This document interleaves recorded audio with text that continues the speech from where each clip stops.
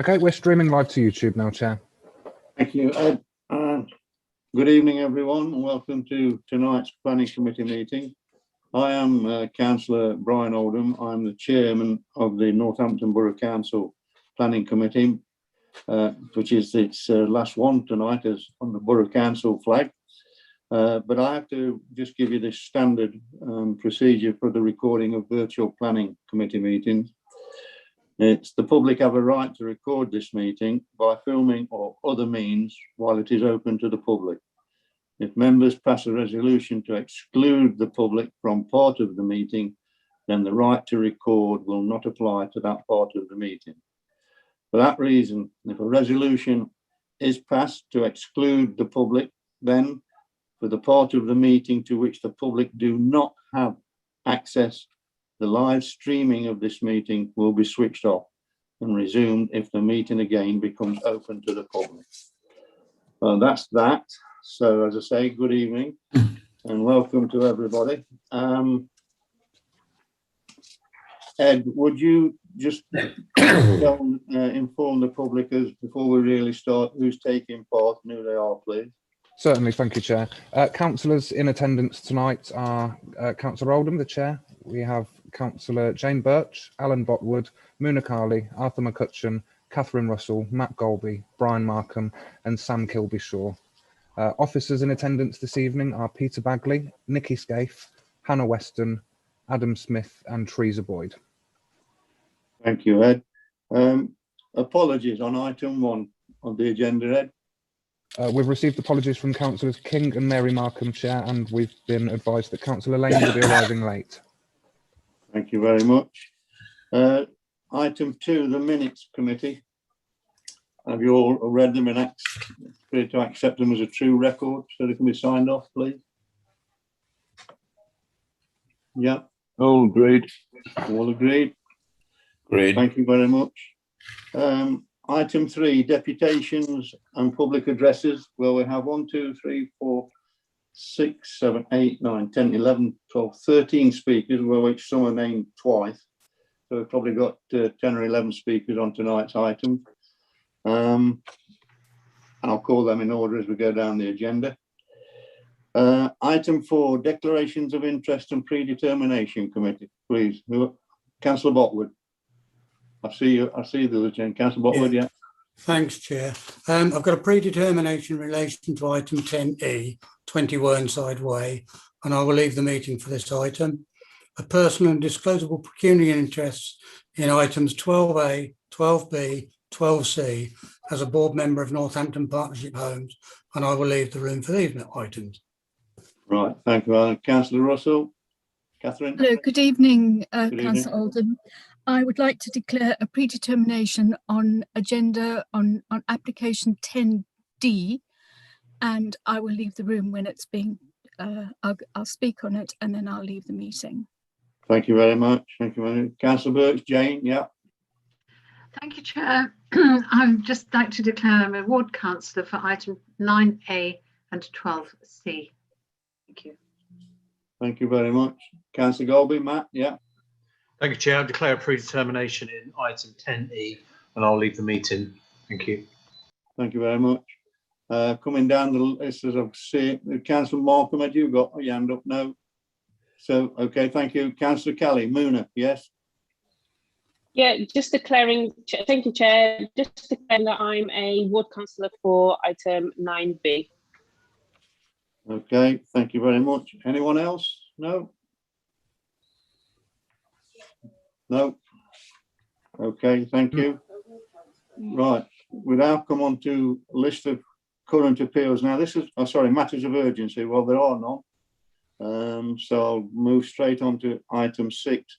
List of current appeals. Of course, Nikki's had a problem, technically a problem to go on and illustrate this. The report is as it is. You can leave it till the next meeting and I'll come on to that at the end of this one, but when the next meeting might be. But I mean, if you've all read it, are you all happy to accept it as it's been read? Yeah? Agreed. All agreed? Agreed. Yeah. Okay, so we'll accept it as Nikki's reported it. Thank you very much. Right, we'll come on to the first item that we have to decide on. It's item 7A, which is 14A Abington Park Crescent. This is about a lawful development certificate for proposed lift conversion. And Nikki, I think you can just still join us by your iPad. It's your report. Are you okay to present it with the help of Anna?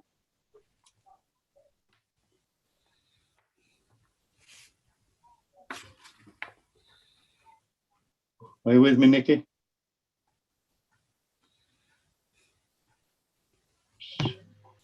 Sorry, can you hear me now? I can hear you, yeah. All right. I think IT's against me today, I'm afraid, but hopefully we'll get there. Okay.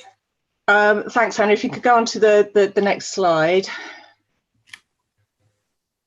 So this is the application site. It's situated on the edge of Abington Park Conservation Area, and the property is set back from Abington Park Crescent, as you can see. Next slide, Hannah, please. And this is just the aerial view of the property. You can see Abington Park situated there to the north. Next slide, please. So these are the plans. The applications for a certificate of lawful development. The proposals for 2 front dormers to the property and then a side dormer, and also the insertion of a chimney. Hannah, if you could go on to the next slide as well, and we can see the elevations. Thank you. So you can see the 2 dormers to the front and the chimney, and then in the top right hand corner there's the side elevation with the addition of a dormer on the side. So in respect of lawful development applications, the only matter for consideration is as to whether the development is lawful when considered against the requirements of the General Permitted Development, the Town and Country Planning General Permitted Development Order. That order sets out the criteria for development allowed within the curtilage of a dwelling house without the need for planning permission. So under Class B of that order, that allows for certain alterations and additions to roofs of houses. And under Class G of the order, it allows for the insertion of chimneys subject to certain criteria. Those criteria are set out in more detail in the officer report. The proposed works have been assessed against the specific criteria, and it's confirmed that the works fall within the allowance for permitted development, and therefore a lawful development certificate can be issued. So it's a matter of fact as to how we assess these, and the assessment is that the proposed development is lawful. Thank you, Chair. Thank you, Nikki. Committee, we have no speakers on this, so any questions? This is directly to Nikki, if there are any. No indications, Chair. Thank you. Any comments, committee? Again, no indications. Could I have a proposer that we accept the officer's recommendation for approval on this application, please? Councillor Goldberg proposing, Councillor Blockwood seconding. All those in favour?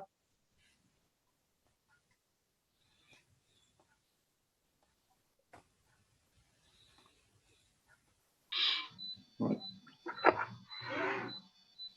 I can count 5, 4, 5, 6, 7. I've got 7 on my screen. Ed. I can count 8, Chair, but Councillor McCutcheon's camera's turned off. Is it? Has he come with us? Are you with us, Arthur? Well, I can see you. Well, that's not a bonus, but I mean, we want to see you.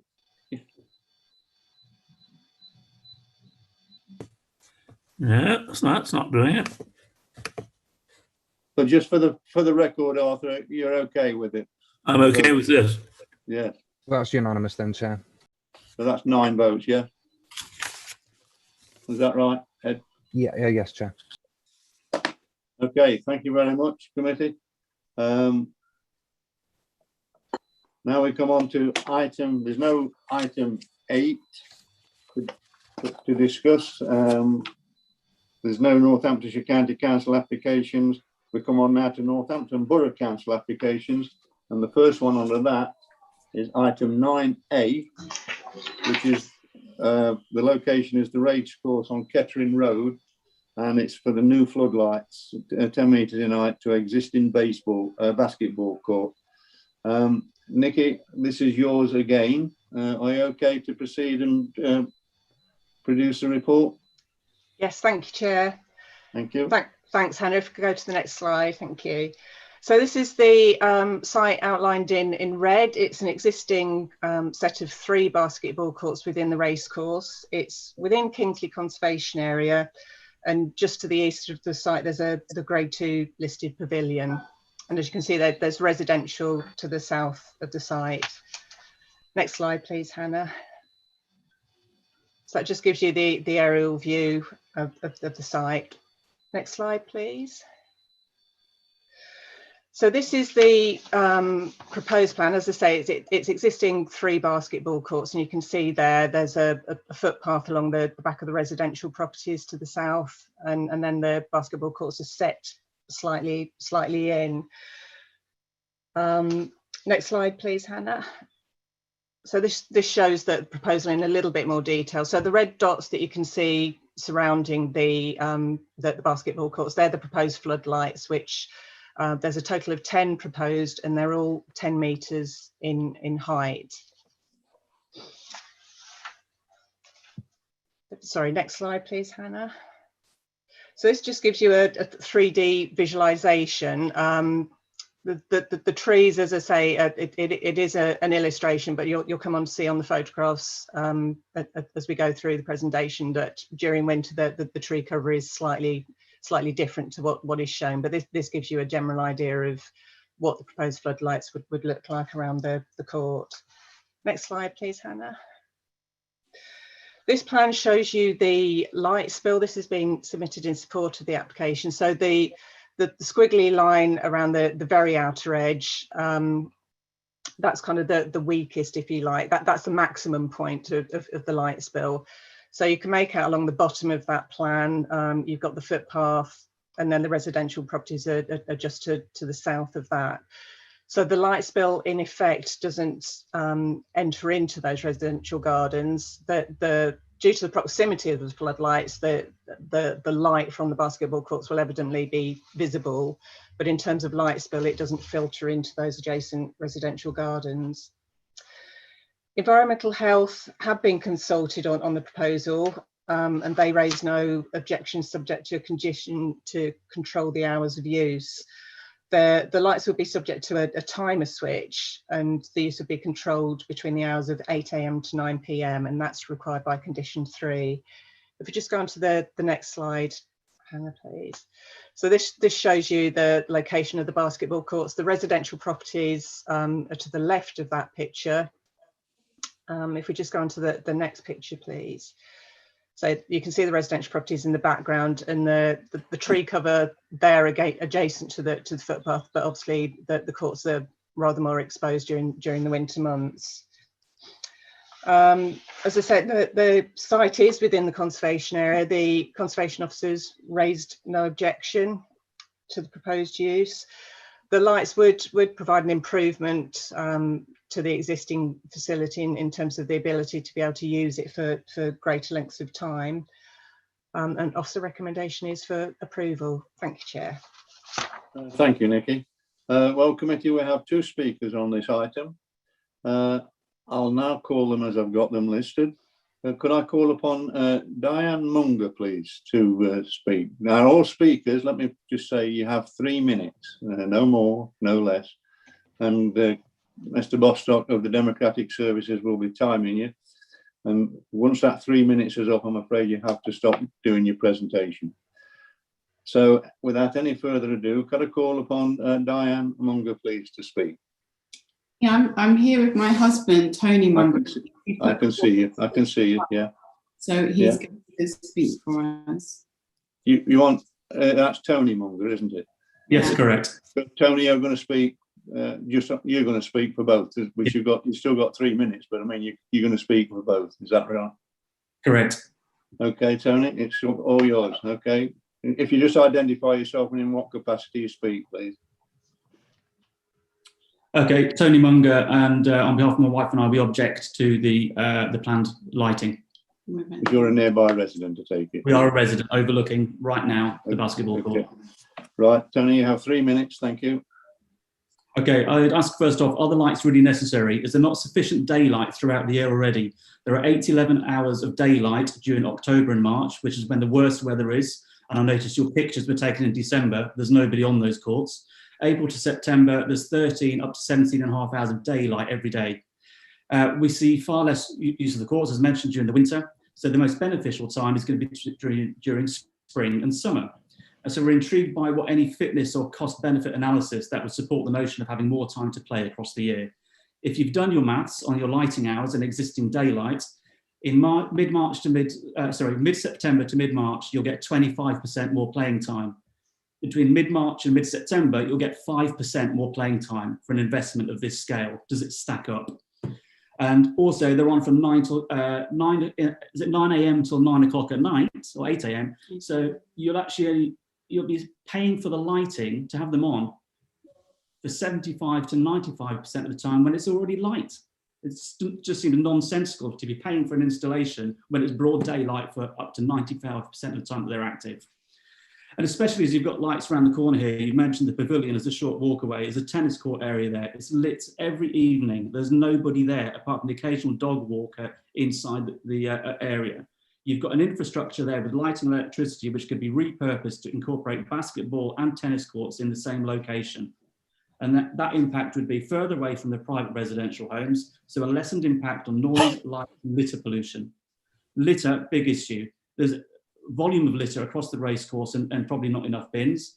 On COVID-free Sundays and Saturdays, when the football teams play there, there's a lot of litter left behind. It's fair to assume the same will be applied if people stay later on this basketball court.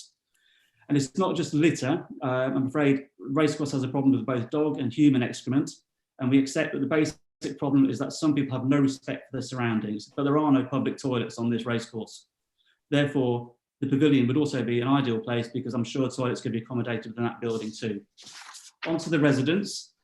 Firstly, it's extremely disappointing to receive a letter to tell us of the developments rather than engage with us first. We're going to get increased noise, not just from the balls and the people, but the music. During the summer, it becomes worse. We are aware of this when we moved in, and we like the house, we like the location, but this is only going to get worse. And then you've got the addition of lighting. 30 seconds. How much? 30 seconds. 30 seconds. Okay, so there's the further the lighting. We basically fail to understand how you could actually go ahead with this particular scenario. Fitness stations across the racecourse would be much better. I would urge you to reconsider the proposition. And the last thing I would say, it feels like there's a broken link between the community and ourselves. I did notice in your letter that you refer to yourselves as the democratic services. Nice typo. Are you the devil and lacking in the detail that could have gone into this particular planning? Thank you, Mr. Munger. If you just remain there, if the committee's got any questions to ask of you. Committee, do you have any questions to ask of Mr. Munger, please? Mr. Councillor Birch, Jane. Sorry, Ed, just a second. Was there somebody else, Ed, as well? No, Chair, I was pointing out Councillor Birch, but I believe Councillor Russell is indicating also. Right, okay, Jane, Councillor Birch. Thank you. Thank you, Mr. Munger. And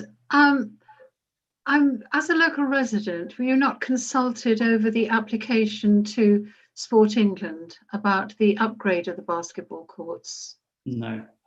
No. Right, because the granting of that money for the upgrade is dependent on the lights being part of it, which is, a bit of an unfortunate situation in terms of the communication that there's been between, local residents and this application. And there's a lot of interest in basketball, and there's also a plan to bring disabled basketball onto that area. That's the reason for the upgrade in the surface. So, I don't know if that, changes your view at all. I absolutely agree about the toilets in the pavilion. And I think that's probably another issue, but, I'm disappointed that you haven't been consulted on this. You're muted, Mr. Munger. I don't think it does impact on our thinking of it, because the fact still remains the same. Aside of anything, those basketball courts have natural daylight, irrespective of able-bodied or disabled bodies, to play basketball. All you're adding a lot of cost, a lot of impact, a lot of issues around it. As I said, to increase the lighting in the winter by 25%, and in the summer months, an average of 5% more lighting on a daily basis. I don't think disability or able-bodied even comes into it. It's the same impact for both. Well, thank you. Thank you, Jane. Councillor Russell, Catherine, yeah. Thank you. I was going to ask as well if you or your neighbours, or if you know of anybody in your vicinity, had been consulted about this, but Councillor Birch has already done so. Obviously you're not at all happy with this application, and in some respects I share your apprehension at it. Especially when it comes to the noise and the music, and possibly people jumping over fences and walls to access property at night, when really ordinarily they wouldn't be there either. So thank you. That's a good point you raise. There's a basketball in next door's garden at the moment. I'm actually amazed that somebody hasn't climbed over the fence to get it. Right. Thank you, Mr. Munger. No, anyone else got any questions to ask of Mr. Munger, please? Nobody's indicating, Chair. Thank you, Mr. Munger. Nikki, before I come back to you to open the committee up to ask you any questions, do you want to come back on anything that Mr. Munger has raised? No, Chair. Only to add that there is, as you can see on the plan, there's an existing footpath that runs along the back of those residential boundaries. So if anything, the provision of some light within that area that's currently non-existent might be considered to enhance security to the backs of those boundaries during kind of darker hours during the winter, and well, less so during the summer. But thank you, Chair. Thank you. Committee, right. Any questions to ask of Nikki, please? Councillor Botwood, Alan. Thank you, Chair. Nikki, just one thing, noting the hours 8 till 9 at night, and Mr. Munger's mentioned it, surely they'll be on a light sensor as well, won't they? Not just a timer. Surely they won't be on all day. I haven't got that detail, unfortunately, Councillor Botwood, but I would make that an assumption, because obviously as part of the cost saving, you wouldn't expect them to be on unnecessarily during the day, but unfortunately that's not been clarified to me in the submission. Okay, thank you. Big assumption. Councillor Markham, Brian. Thank you, Chair. And the presentation, Nikki, one of the views, virtual view, I think, indicated improvement to the existing courts, which certainly need improvement. And Councillor Birch has mentioned a Sport England application, and the lights being part or that application being subject to the fact that we've got lights. Maybe the other parts are not relevant for planning, but what other improvements are there besides resurfacing? Is there any plan for toilets, changing, security, litter, and so on as part of the application? Do we know? Because it does seem overkill, to say, well, you must have the lights. I mean, if there's no other facilities for disabled people who may want to use it, if there's no other training of support, coaching, toilets, whatever, what exactly is our Sport England doing except saying put up some lights?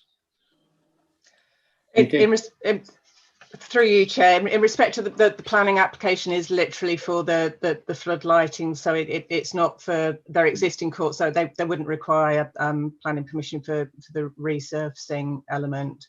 But literally the submitted details are in respect to the flood lighting. So the Sport England funding and improvements are effectively a slightly separate matter from the planning. So you can't tell us. Sorry, you can't tell us No. what else is included in that. To indicate what other benefit than just the lighting. What else by agreeing the planning consent? What else comes with the lights? No, they've only submitted the flood lighting because that is the only element that needs planning permission. Yeah. Okay. Thank you. Thank you. Anyone else got any questions to ask of Nikki, please? I'm sorry, Mr. Munger, I can't bring you in now because your situation was for the statement. Thank you. And the questions to you. But anyone else got any questions to ask of Nikki, please? Committee. Nobody else is indicating, Chair. Okay, thank you. Right, now it's committee now, it's comments. Calling on comments. Anyone got any comments, committee, please? Councillor Birch, Jane? Yes, I mean, I have listened to Mr. and Mrs. Munger's points very clearly, but the funding from the Sport England is dependent on the lights being in place. The grant is a very, very large amount of money to resurface those courts. Basketball is an incredibly popular sport amongst young people, and one of the things we want young people to do is to get engaged in sport, and it does reduce antisocial behaviour. The lighting will provide extra security during hours of darkness, and I would ask people to sort of think about the wider issue here. There's already a lot of activity on the racecourse. I don't think this will increase activity. There'll be training, coaching, league matches, not probably at night, probably at the weekends more often, but they are there now at the moment. So I don't really acknowledge the increase in noise, litter, and antisocial behaviour. It's a problem already, and it's being dealt with in many, many different ways. I'd ask you to think about the facilities that are being offered, or the improved facilities for the young people that live in the area. And there's a huge interest in basketball and the league matches that go on. And it's not just the disabled basketball players, it is young people from all over the town. And they train there, girls teams, mixed teams. It is a very popular sport, and this is something that they've looked forward to for a long time. And without the lights, the Sport England will not fund this. It's a condition of their, they have to provide facilities of a high quality if they are funding the resurfacing of those courts. So I'm just putting it a little bit more information there and putting it into context. Thank you. Thank you, Jane. Thank you very much. Anyone else got any comments, please? Committee? No? Councillor McCutcheon's indicating, Chair. Oh, sorry, Arthur, can't see you. Councillor Arthur, yes, go ahead. Arthur? Arthur, can you hear me? Oh, so close. Arthur? I'm trying. Can you hear me, Arthur? You're still on mute, Arthur. You're still on, Arthur, you're still on mute. I can't hear you. Can you unmute yourself, Arthur? Several times. Okay, it tells me that the host has muted me. No, go on, you're on, you're on. Am I on? Thank you. Yes, I know the area well. I live here. I've raised my own children in this area. And at the present time, the basketball courts are largely unusable because of the poor quality of the surfacing. It does need desperately need resurfacing. And this goes together with the lighting, which would increase the usage of it as well. I think the more that our racecourses use, the better it will be used. And certainly the lighting, I would think, would eliminate at least some of the defecation that goes on, which is generally speaking done under cover of darkness. Thank you. Thank you, Arthur. Thank you very much. Anyone else got any comments to make before I go to the vote? No? Nobody's indicating, Chair. Okay, thank you, Ed. On that basis, then, committee, I need a proposal that we accept the officer's recommendation for approval? Do I have one? Councillor Birch, Jane, a seconder. Councillor Kelly, Moona, yeah. All those in favour that we accept the officer's recommendation, please? Yeah. 1, 2, 3, 4, 5, 6, 7, 8, 9. That's 9 hands, Chair. Yeah, that's unanimous.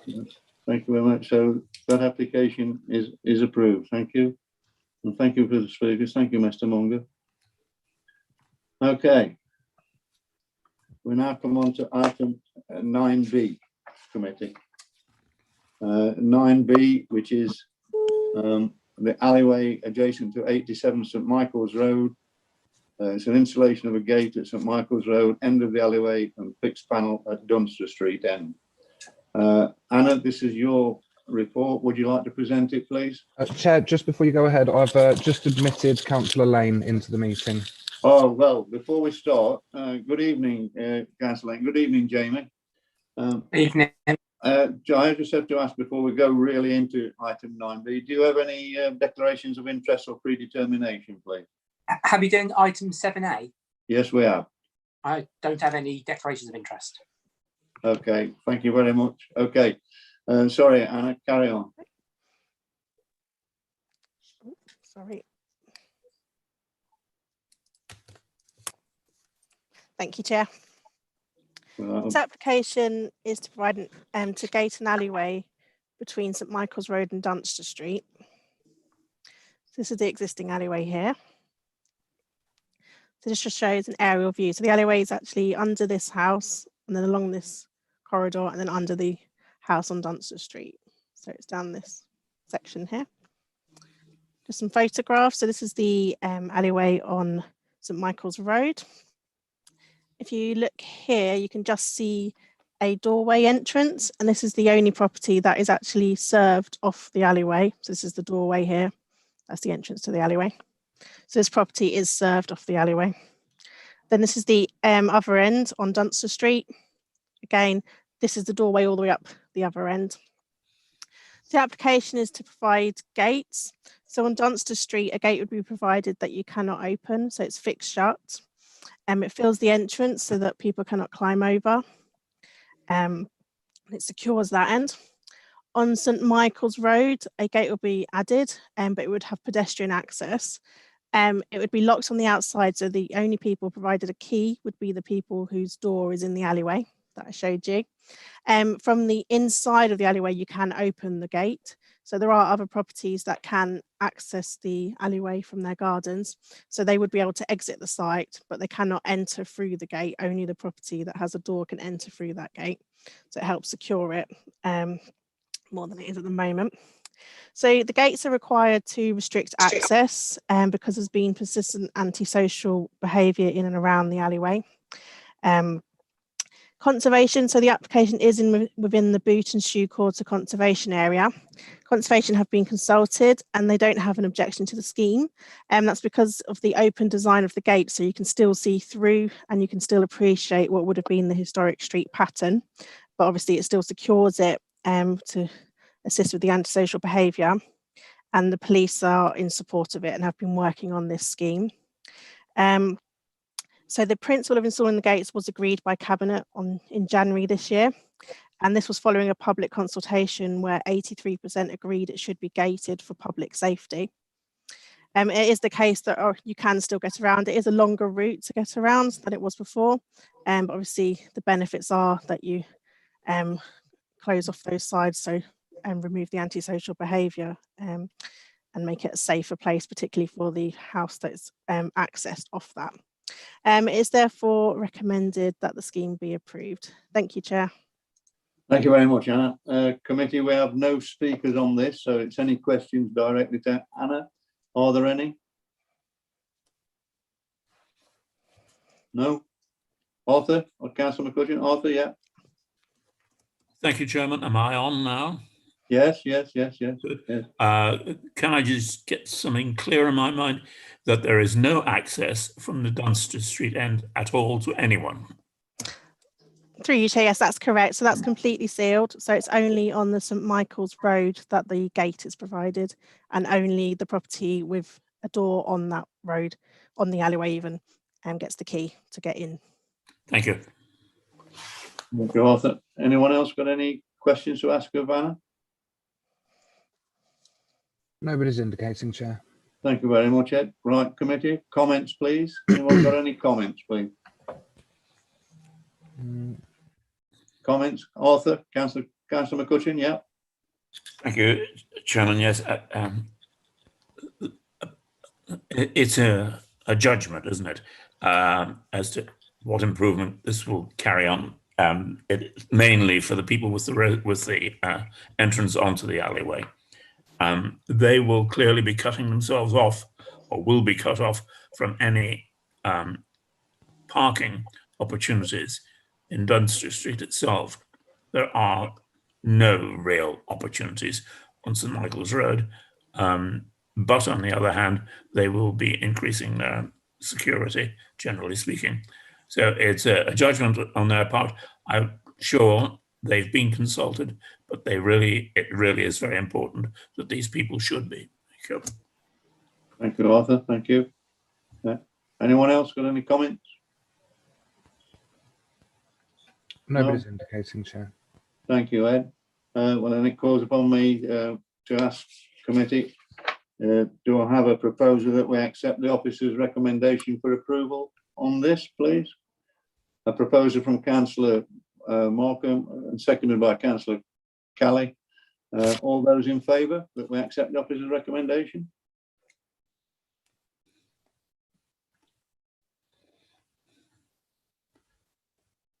That's now. I count 10 hands, Chair. That's unanimous. That's unanimous. Thank you very much, committee. That's approved. Thank you very much.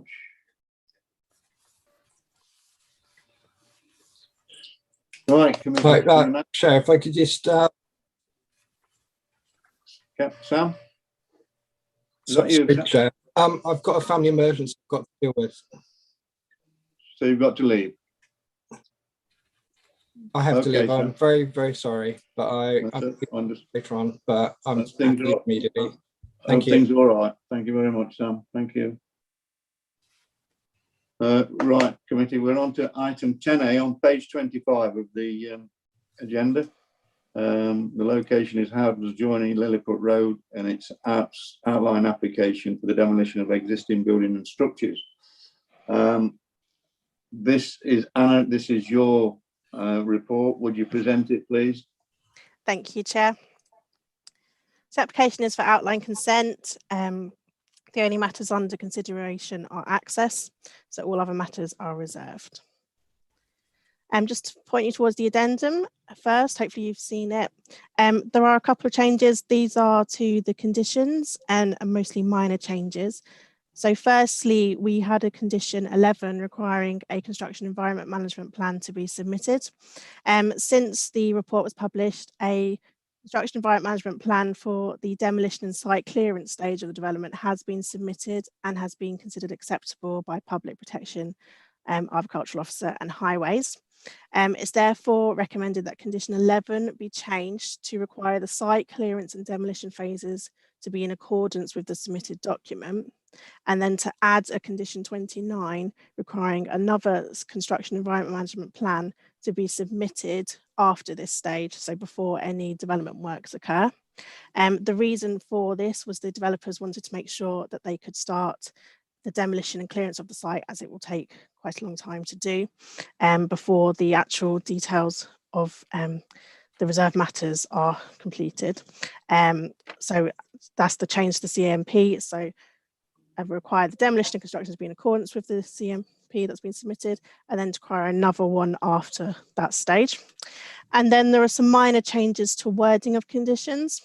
Condition 10, we did say prior to the use commencing, and the applicant wishes for prior to first occupation. It means exactly the same thing. It's just a wording preference. So we just changed it to prior to first occupation. It makes no change to the condition and what it requires. Condition 13, 15, 16 and 27. These are changed to add in to make them submit the details for a phase. So at as written in the report, we just require the details up front. But because the development may well be done in a phase because it's a big site, these conditions have just been altered to add for that phase. So that would mean that they would need to submit details for every single phase they do. So for example, for the travel plan, they would submit a travel plan for each phase.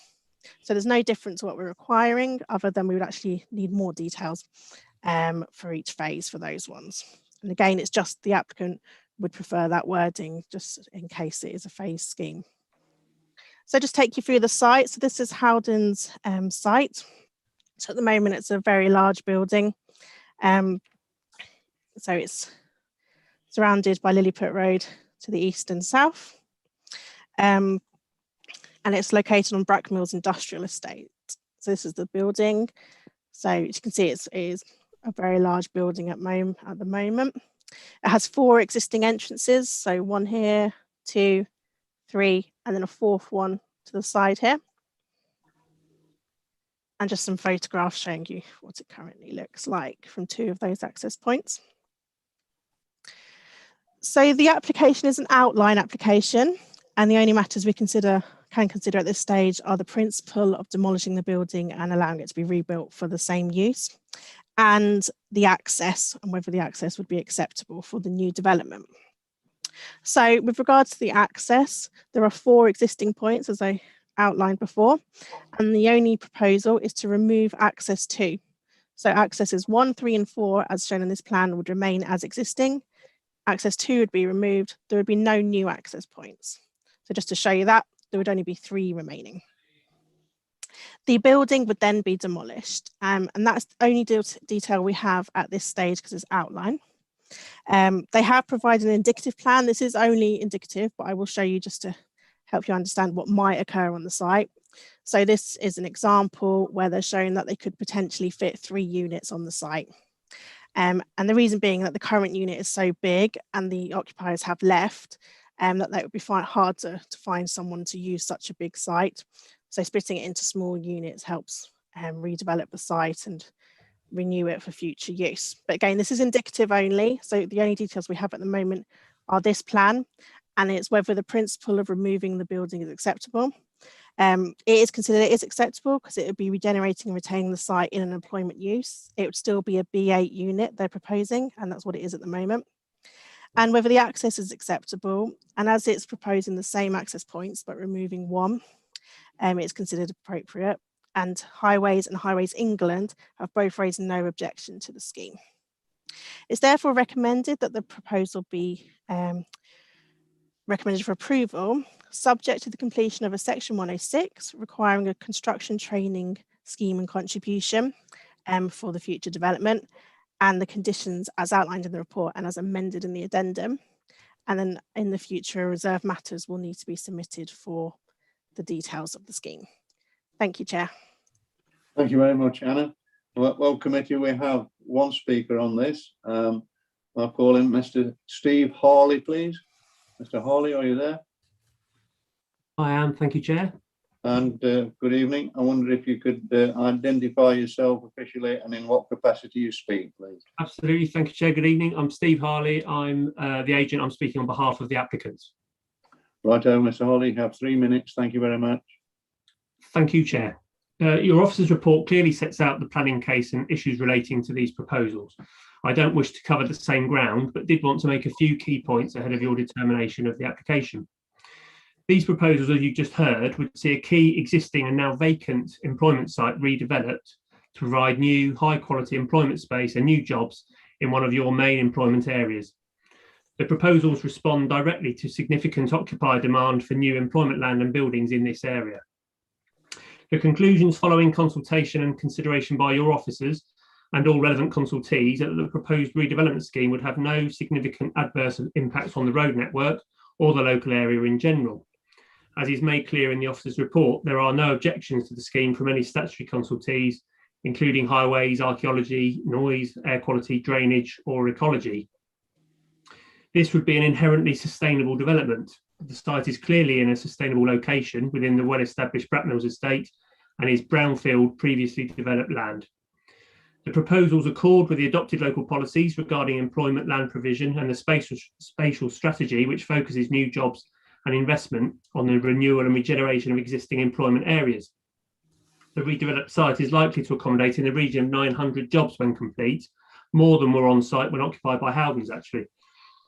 Albeit in outline, as you've just heard from Hannah, the proposals include measures to achieve high levels of energy efficiency and contribution towards a low carbon economy, with a commitment to a minimum of BREEAM very good standards for the buildings, plus delivery of things like EV charging points and a low emissions vehicle strategy.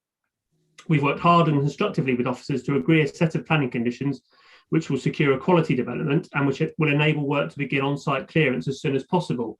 And that's important given the length of time that process will take. It's a big building, as you've heard. And the update sheet, as Hannes has described, includes a number of revisions which are agreed wording. The applicant is very keen to bring the site forward quickly, and following Planning Commission tentative work has already begun to prepare a reserve matters application in short order. Positive discussions are underway with prospective tenants of future buildings. We therefore hope and trust this application will be welcomed by members as a positive boost and investment in the local economy. Thank you. Thank you, Mr. Hawley. If just to stay with us just a moment, if the committee's got any questions to ask of you. Committee, any questions to ask of Mr. Hawley's presentation, please? Nobody's indicating, Chair. Thank you very much, Ed. Thank you very much, Mr. Hawley. Thank you, Chair. Anything you want to come back on, Anna, before I open the committee to ask you any questions of you? No? No, thank you, Chair. Okay, committee, then any questions to ask of Anna, please? No? No indications, Chair. Okay, thank you, Ed. Comments, committee. I'm asking for comments now on this proposal. Any comments, please? No? No indications. Right. On what you've heard, committee, could I have a proposal that we accept the officer's recommendation for approval, please? Councillor Botwood proposes, Councillor Golby second. I saw you as author. So all those in favour that we accept the officer's recommendation for approval, please?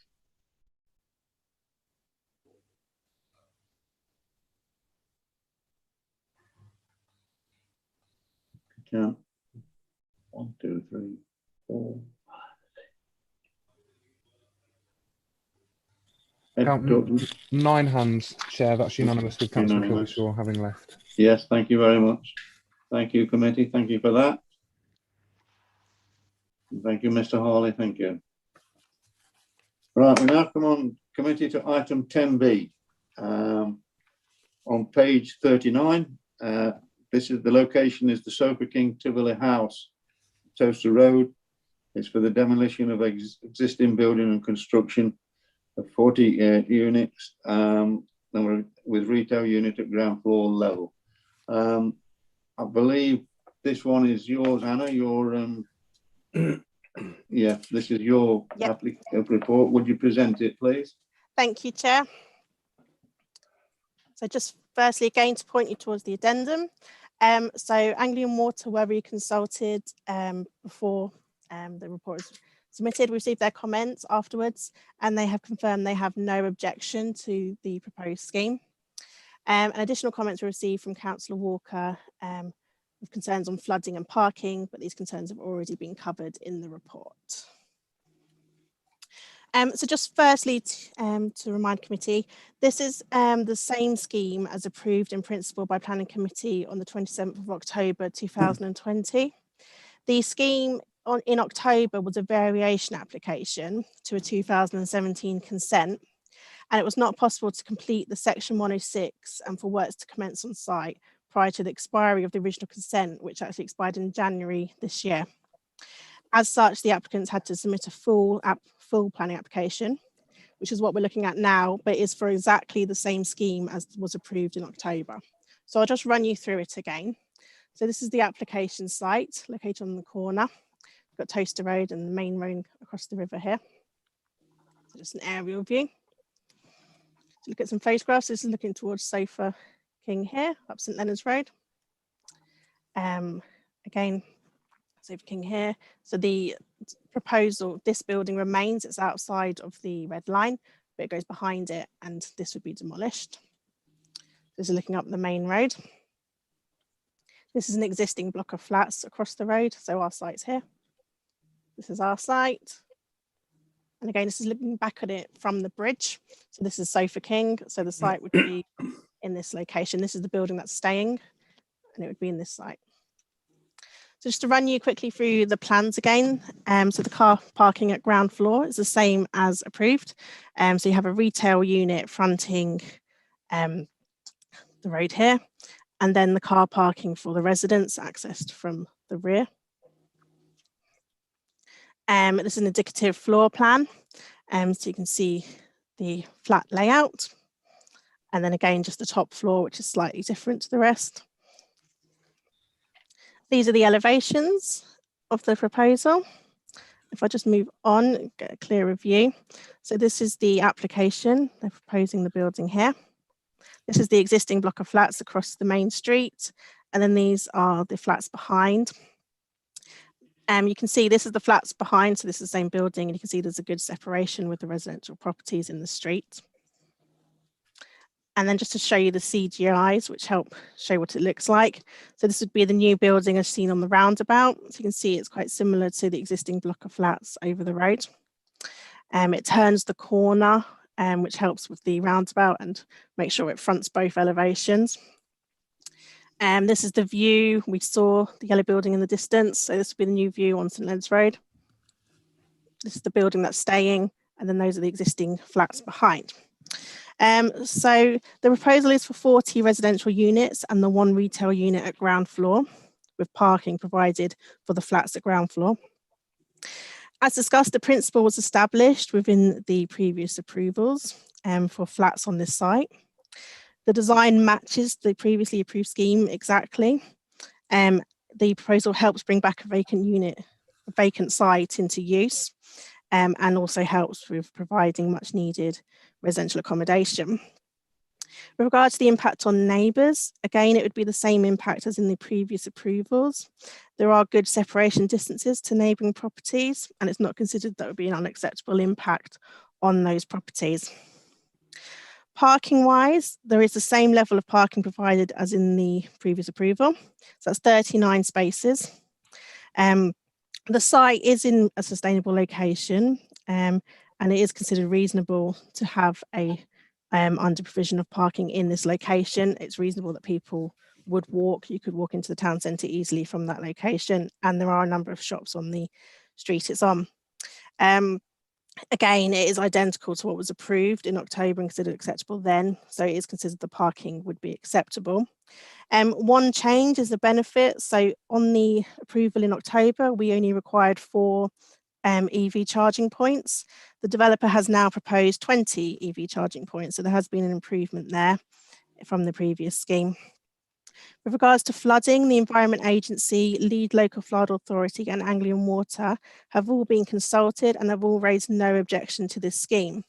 This is subject to conditions, all of which are proposed. For contributions, the previous scheme has a Section 106, and again, a Section 106 would be needed. This would require contributions towards open space, construction training and monitoring. We cannot require any affordable housing on this site, and that is because the previous scheme, the identical scheme, it had been already proven that the scheme was unviable to provide affordable housing, and we'd already accepted this. And as such, we could not now require as it is identical scheme. So as the application follows the previous approval and is identical, and with the previous approval only having been approved in October last year, given the short time since this, considerable weight must be given to this previous approval. It's therefore recommended that the development is approved in principle, subject to the completion of a Section 106 for open space, construction worker training and a monitoring fee, and subject to the conditions as outlined in the report. Thank you, Chair. Thank you, Anna. Well, we have 3 speakers on this application committee. I'll call them as I've got them. Councillor Graham Walker, please. Good evening, Graham. If you just identify yourself, not for us, but for the record, as to what capacity you speak and who you are, basically, for the record. Yeah, thank you, Chair. Thank you. Councillor Graham Walker, I'm the Ward Councillor of Harcott and Delapre. You have 3 So- minutes, Graham. Thank you. Thank you very much. Going back to this building, obviously born and bred in Farcotton, so I know the building very well. But going back to the grounds of flooding and parking, flooding, we all know what Farcotton is about, and I wish people would understand. And over the years, I've spoken to many people at Northampton Borough Council and the County Council about flooding in our area.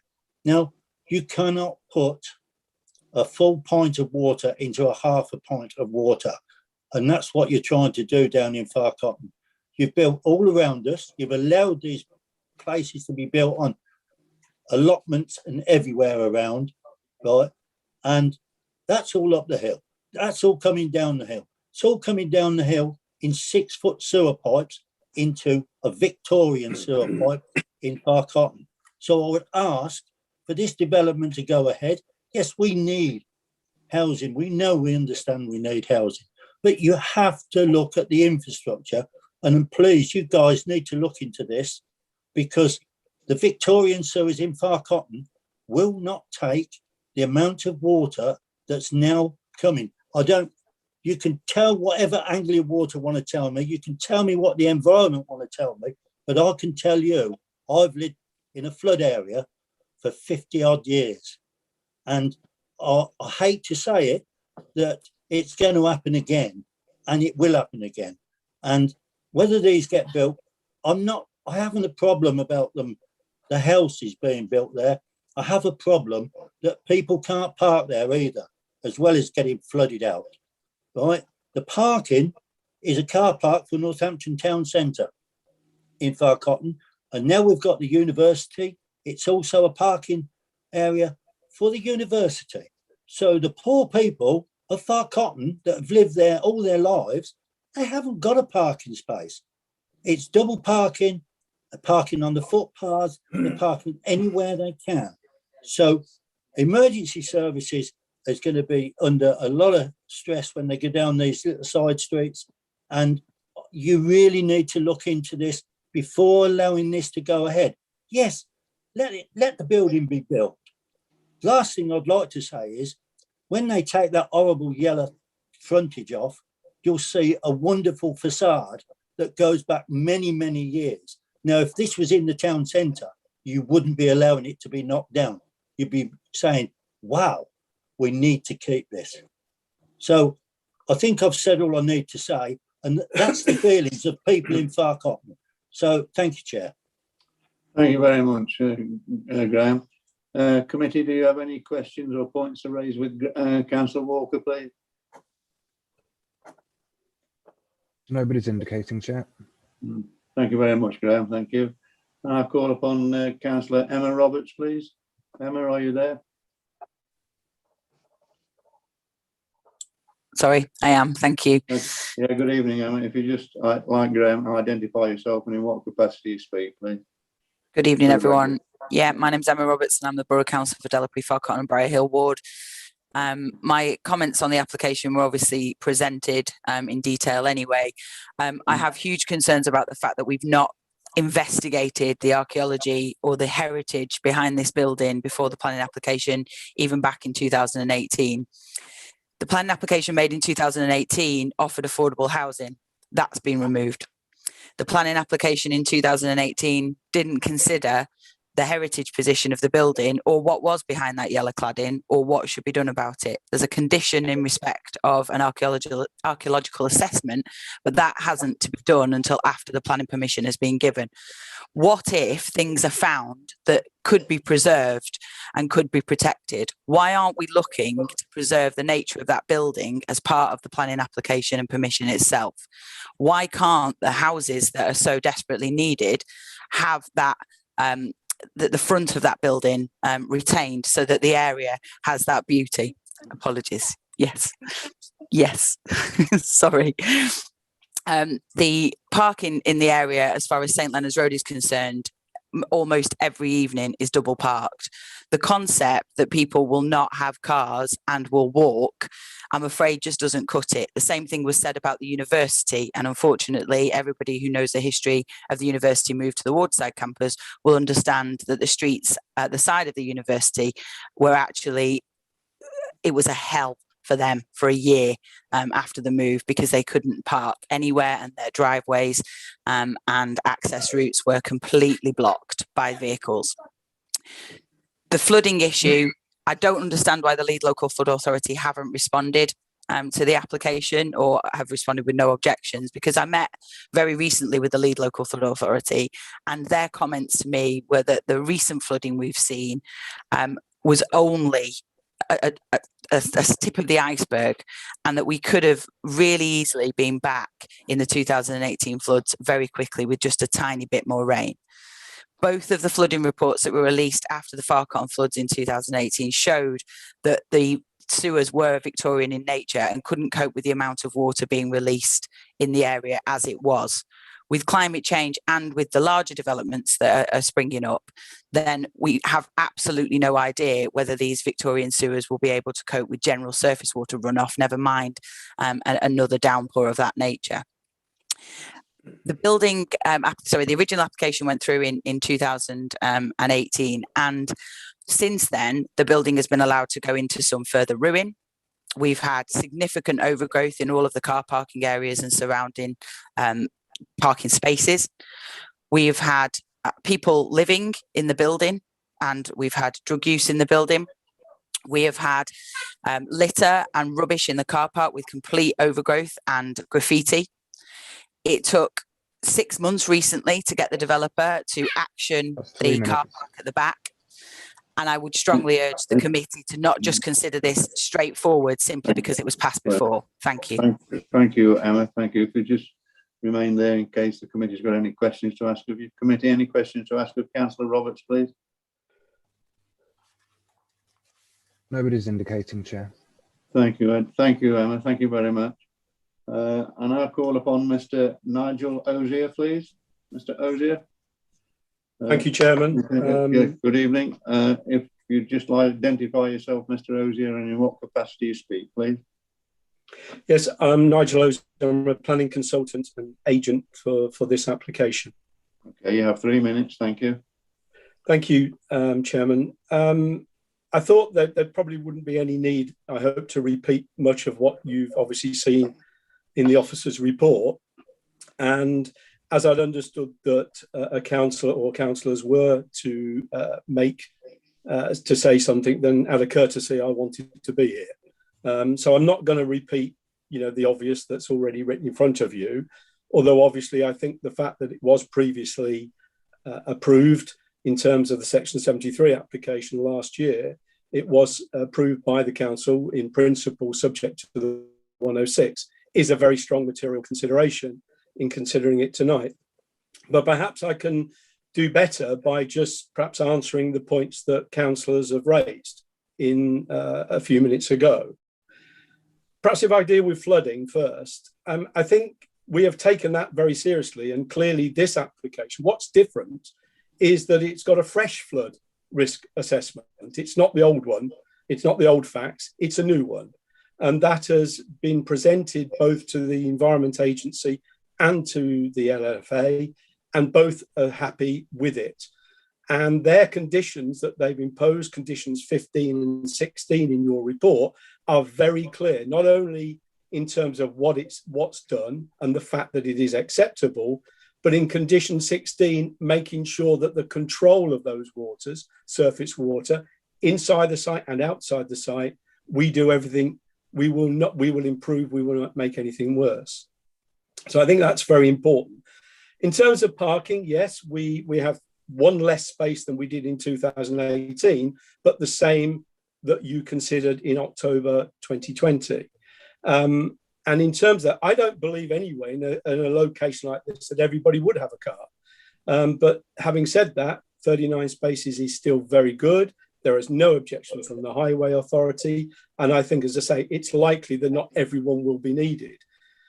The officer's already referred to electric charge. I know your SPD looks at something like one EV facility in every 10 houses. Here you've got 20 in 39, in 40. So you've got 1 in 2. So I think, again, that is an improvement on the scheme that you considered before. In terms of, I mean, the building isn't listed as far as I'm aware. It isn't a listed building. However, we have accepted that there will be the need for a brief, if permission is granted, to look at the archaeology, to look at the design and so on. And that will be considered and looked at carefully as a condition before the development is actually started. In terms of the social impact, I'm perfectly aware, having dealt with another building in the Market Square for some years, it's unfortunate that you empty a building and somebody seems to know about it. Sorry, and Mr. it causes some social issues. I'm afraid your 3 minutes is up. Sorry, Mr. Rose. Okay, all right. If you just hang on there, committee might have some questions of you. Thank you very much. Committee, any questions to ask of Mr. Rosier, please? Councillor Botwood, Alan. Thank you, Chair. It's just one small point. Knowing that it's residence parking, knowing what the area is like, is the parking area going to be secure, or are the shoppers be able to get in, park whenever they like, and hence the residents won't be able to get in and out of their parking spaces? Thank you, Councillor. No, they will be secured for the people who live in the apartments. And in fact, we would hope that it's quite potentially possible that they'll actually be allocated as well. Thank you. Anyone else got any questions to ask of Mr. Rosier, please? No? Nobody's indicating, Chair. Okay, thank you, Ed. Thank you, Mr. Rosier. Thank you. Thank you, Chair. Thank you. Anna, do you want to come back on anything before I open the committee up to ask questions of you, please?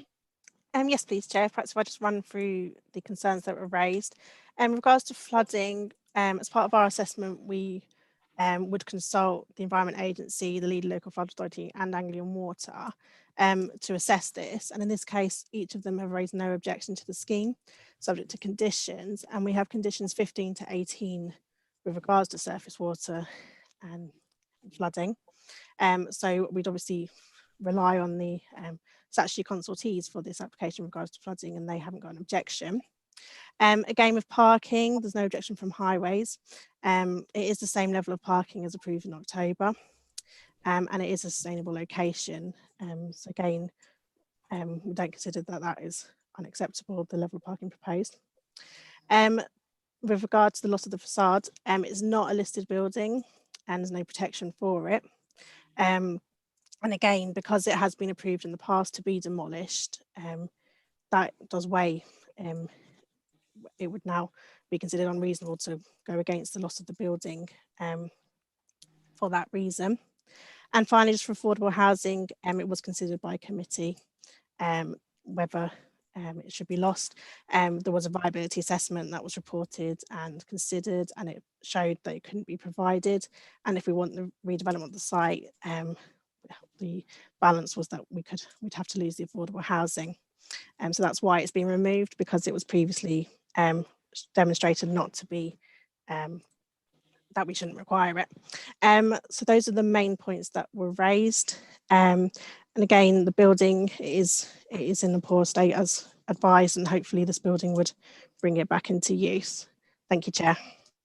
Thank you, Anna. Committee, any questions to ask of Anna? Councillor Russell, Catherine, I can see you. Yes, I can see you as well, Jane. Councillor Russell, Catherine. Thank you, questions Hannah. to Anna? Yeah. Thank you. Why did the original planning application expire or finish when it did? What was the problem? What was the delay? Okay, thank you, Jeff. Through you.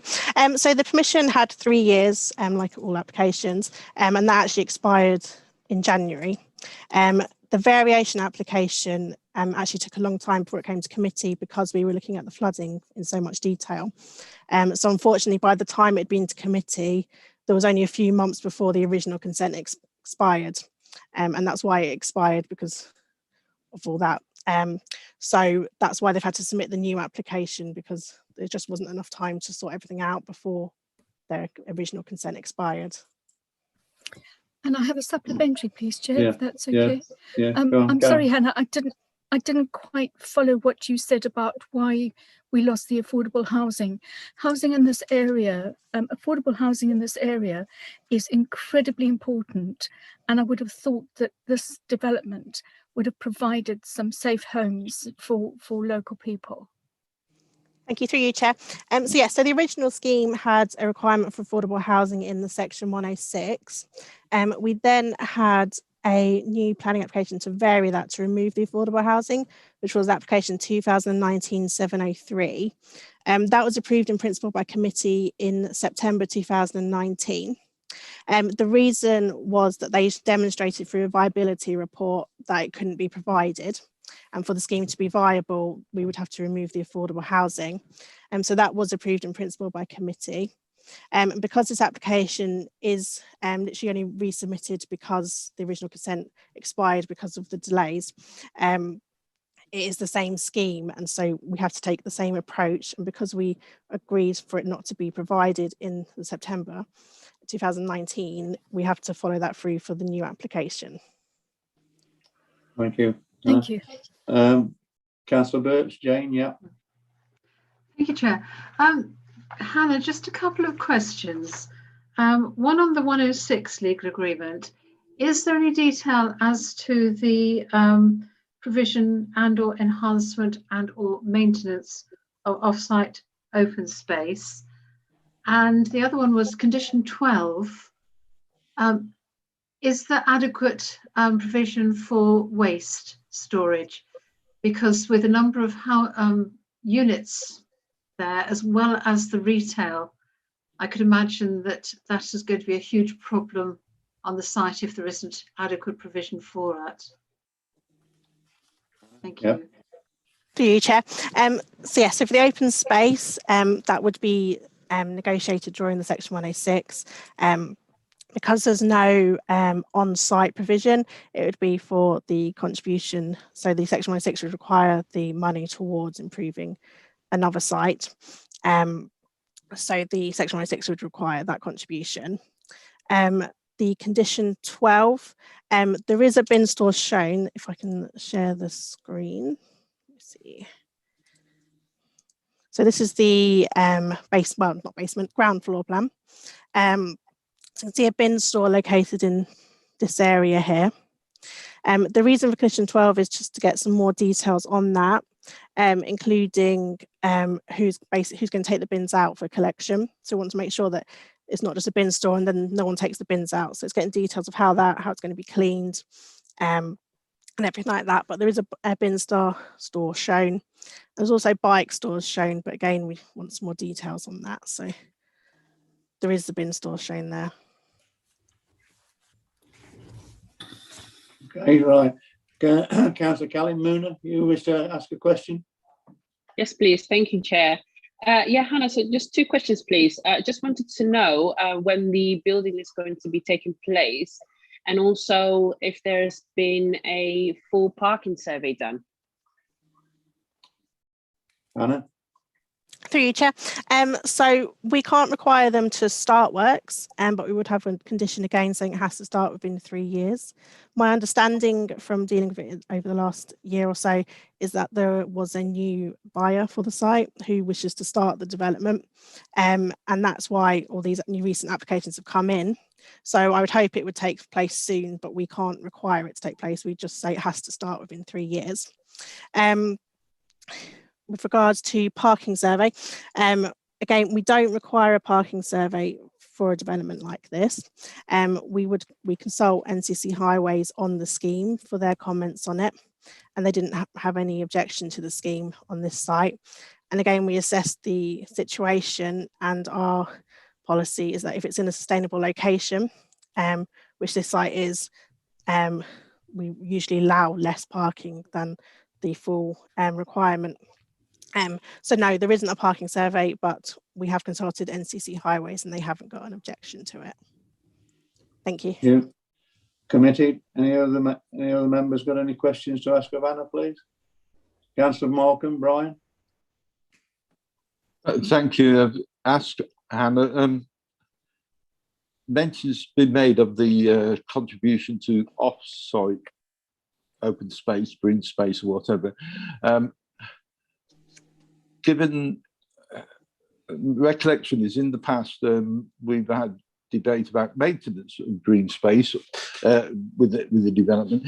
Will it be possible when this section 106 is discussed that in fact determine how close to and for instance there is new community council in that area, so just to guarantee that actually whatever contribution is agreed in the end is directed through the community council, because in the past we've known section 106 money gets collected somewhere and it's very difficult to get hold of sometimes.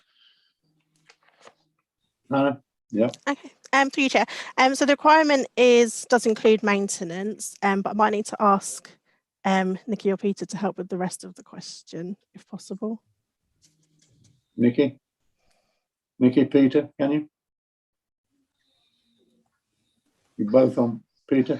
Yeah, Chair. A 106 agreement would normally stipulate the criteria by which the funding provided would then be spent. And that has always been the case, certainly for the time that I've been with this council. So we know very much the scope, the type of open space, the length of maintenance period that it's going to be spent on. Sometimes the problem is actually finding somewhere that needs that investment or new space provided to be able to use cumulatively to provide it. But yes, in the agreement, we have the certainty that we know where it's going to go and what it's going to be used for and how long it's going to be for. I accept that. It's using, yes, a certain open space, certain bus service for so long or whatever that comes out of the section 106. But it's then who that money goes to, rather than it gets maintenance of open space within West Northamptonshire. New council doesn't necessarily mean that any of that money perhaps gets spent on open space within 100 or 200 metres of this site, unless, or how do you guarantee it? It's already quite rare that we would sign a 106 that would say it can be used for open space, maintenance of open space anywhere in the borough, because of course 106 is there to overcome what would otherwise be a reason for refusal. So that would be, in this case, that would be saying these flats would generate demand for additional space, which means the existing open space in the area is going to get overwhelmed and so would need money to maintain it. So I'm certain that going forward, the West Council will be looking at applying the same criteria, that it would have to be used within agreed local areas for maintaining existing or providing new open spaces. Thank you. Thank you, Peter. Excuse me. Anyone else got any questions, please, to Anna, before I go on to comments? Nobody's No? indicating, Chair. Right. Thank you, Ed. Right, committee comments, please. Any comments? Again, no indications. Okay. Oh, I beg your pardon, Chair. Councillor Golby and Councillor Markham. Yeah. Yeah, thank you, Chair. Just to say, I have a lot of sympathy with what Councillor Walker and Councillor Roberts has said, and the comments captured in the report. But the fact is, we've got an established principle of development here that we've been through twice, and I actually think that the development, will smarten up that area. I think the yellow building that we've referred to a number of times, needs to go. And when we saw those visuals, it looked quite smart. And I think it will act as a bit of a beacon of regeneration. It will look smart and tidy up that area. So again, I think I did support it last time, and I'm happy to support it again this time. Thank you, Chair. Thank you, Matt. Anyone else? I just echo them. I would, in fact, Councillor Roberts made the comment on the report about is a developer going to sell this on or something like that? I know Mr. Rosie has gone, well, he's off screen, well, he's off the stage now, but I would like to see this getting done sooner than later. It's gone on long enough, to be honest. Anyway, there's no more comments. Is there? Yeah. Oh, Brian, you wanted to comment? No, sorry, beg your pardon. I every sympathy with the two councillors who spoke. Problems with flooding. So I looked again at the conditions tonight, and essentially this site has been occupied for a very long time, one way or another. Only a certain amount of rain drops on a certain area of land, however high the building is, and how it's dispersed from that site is the important factor. And you know, as Hannah said, the various authorities have spent a lot of time, and the developers. So as far as the flooding risk, there may be lots of work needed, but I don't think this will change it. And I would agree.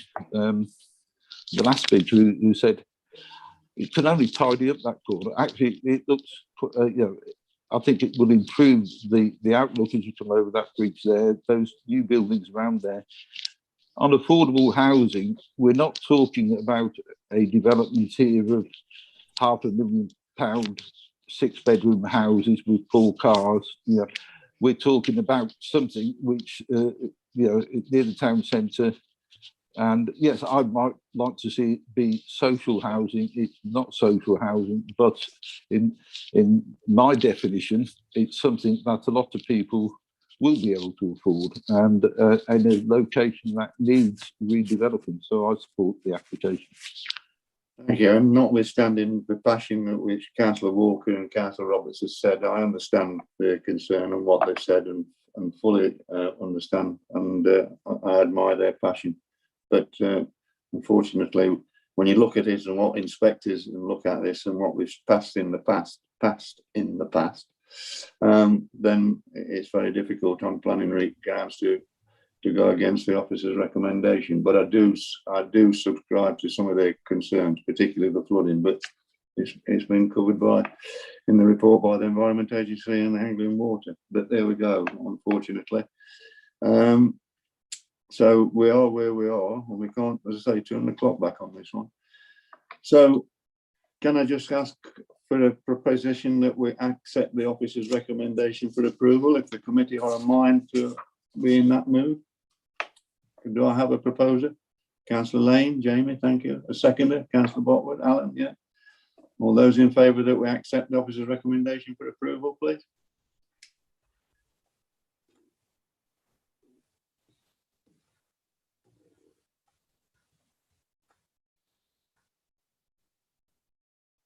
I count 7 hands, Chair.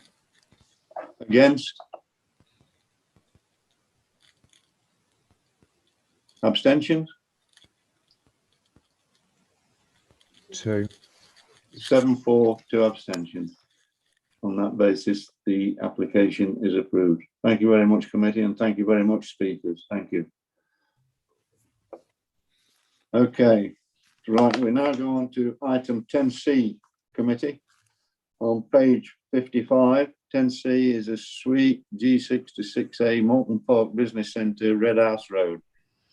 And this is erection of 12 industrial units for flexible use within use classes, e.g. B2 and B8. Nikki, this is your report. Would you present it, please?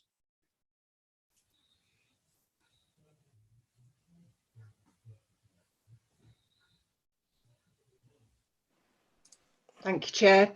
Okay. Right, Hannah, next slide, please. So this is the application site. It's located within an existing business park. If we just go on to the next slide, please, Hannah. So you can see the surrounding business park. The nearest residential is off to the northeast of the site on the other side of the road there. The white bit that you can see at the top, that's the boundary with Daventry District Council. Go to the next slide, please, Hannah. This is a site, it's an existing car park surrounded by commercial buildings. So the proposed units would be located towards the top of this photograph in the parking area towards the top. Next slide, please, Hannah. And this is just, so yeah, this is just another view that the units would be down this end closest to us here. And then you can see an existing building, Malton Business Centre, that's to be retained as part of the development. Next slide, please. This is the site layout. So to the left, you can see the retained building. The two new buildings are in the bottom right-hand corner of this plan. And there's an area of parking to be retained for both the new buildings and the existing buildings to the north of the site. So development comprises 2 industrial units. It's a block of 8 smaller units and a block of 4 units. There was a previous consent to develop the site on a fairly similar footprint. That was for a mixed-use development granted consent in 2019. And that was a mix of commercial A-class uses, so shops, takeaway facilities, and an office and a gym. And that's still an extant consent. Next slide, please, Hannah. So this is the floor area. You can see the group of 8 units to the top of the plan, and the units would have smaller mezzanine areas at first floor level. And then the larger 4 units on the bottom, again with smaller mezzanine areas above. Next slide, please. This is the elevations of the units, so fairly functional design. Overall height of the units would be 6.5 metres, so lower than the building that you could see adjacent to the site. In terms of parking, sorry, next slide, Hannah, I think is just another elevation there. Thank you. In terms of parking, the proposed development would result in the loss of 125 spaces overall, but there would remain 276 spaces in total, and 65 of those would be for the proposed new buildings. The Highway Authorities raised no objection and is satisfied with the, thank you, Hannah, with the level of parking proposed. That parking would also include a provision for EV charging points, and that's required by Condition 8, and we'd generally be looking at 10% of the parking spaces. So that would be 10% of the 65 spaces, not the total, because there's obviously existing parking spaces there at the moment. In terms of the residential impact on residential, as we saw from the aerial view, their nearest residential are located some distance away, so there's not considered to be any unacceptable impact on them. There is a condition requiring details of external noise, so details of plant and what have you, just to ensure there's no unacceptable impact on surrounding uses. Environmental Health have raised no objection, subject to conditions relating to noise, EV charging points, and also contamination. Condition 5 requires details for security measures for the site, because it is a relatively open site. So we're seeking details of security cameras or how the proposed occupiers are going to address security of the site to satisfy the crime prevention officer. There's also a condition to ensure protection of retained trees, that there'll be a number of trees retained around the edge of the site. The site's in flood zone 1, so relatively low risk of flooding in the area, and no objections are raised by the Environment Agency or Anglian Water. There is a request for contributions towards construction training, and those would be secured by way of a Section 106 agreement.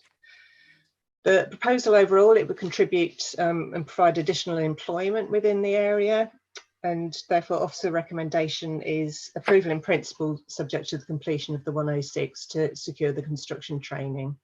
Thank you, Chair. Thank you very much, Nikki. Well, committee, there's no speakers on this application, so any questions or oral questions, go straight to Nikki now. Any questions on this presentation, committee? Councillor Russell, Catherine? Yep. Thanks, Nikki. There seem to be an awful lot of cars in the photograph that you showed originally. And it would appear that the existing employer or employees, those people will be losing a significant number of parking spaces to the new development. Where would these cars go if they can't fit in, or if there is an excessive number of vehicles due to the new development? I don't think there's a particularly good bus route there either. Through you, Chair. Yeah, as I've said, there would be a loss in, I think it's 125 spaces overall, but the Highway Authority is being consulted and it's been assessed against the requirements for general industrial B8 uses. And they've raised no objection. It's a slight reorganisation of the car park, but admittedly there is a loss, but no objections being raised by Highway that would cause us to recommend refusal of the application on that basis. Thank you, Chair. Thank you. Anyone else got any questions to ask of Nikki, please? Nobody's indicating, Chair. Thank you very much, Ed. Comments then, committee. Anyone got any comments on this proposal, this application? No indications, Chair. Thank you very much. Well then, committee, falls upon me to, you heard Nikki's presentation. Recommendation is for approval in principle. Do I have a proposer to accept it? Councillor Lane, Jamie, thank you. A seconder, please. Councillor Golby, Matt, yeah, thank you. All those in favour, do I accept the officer's recommendation for approval?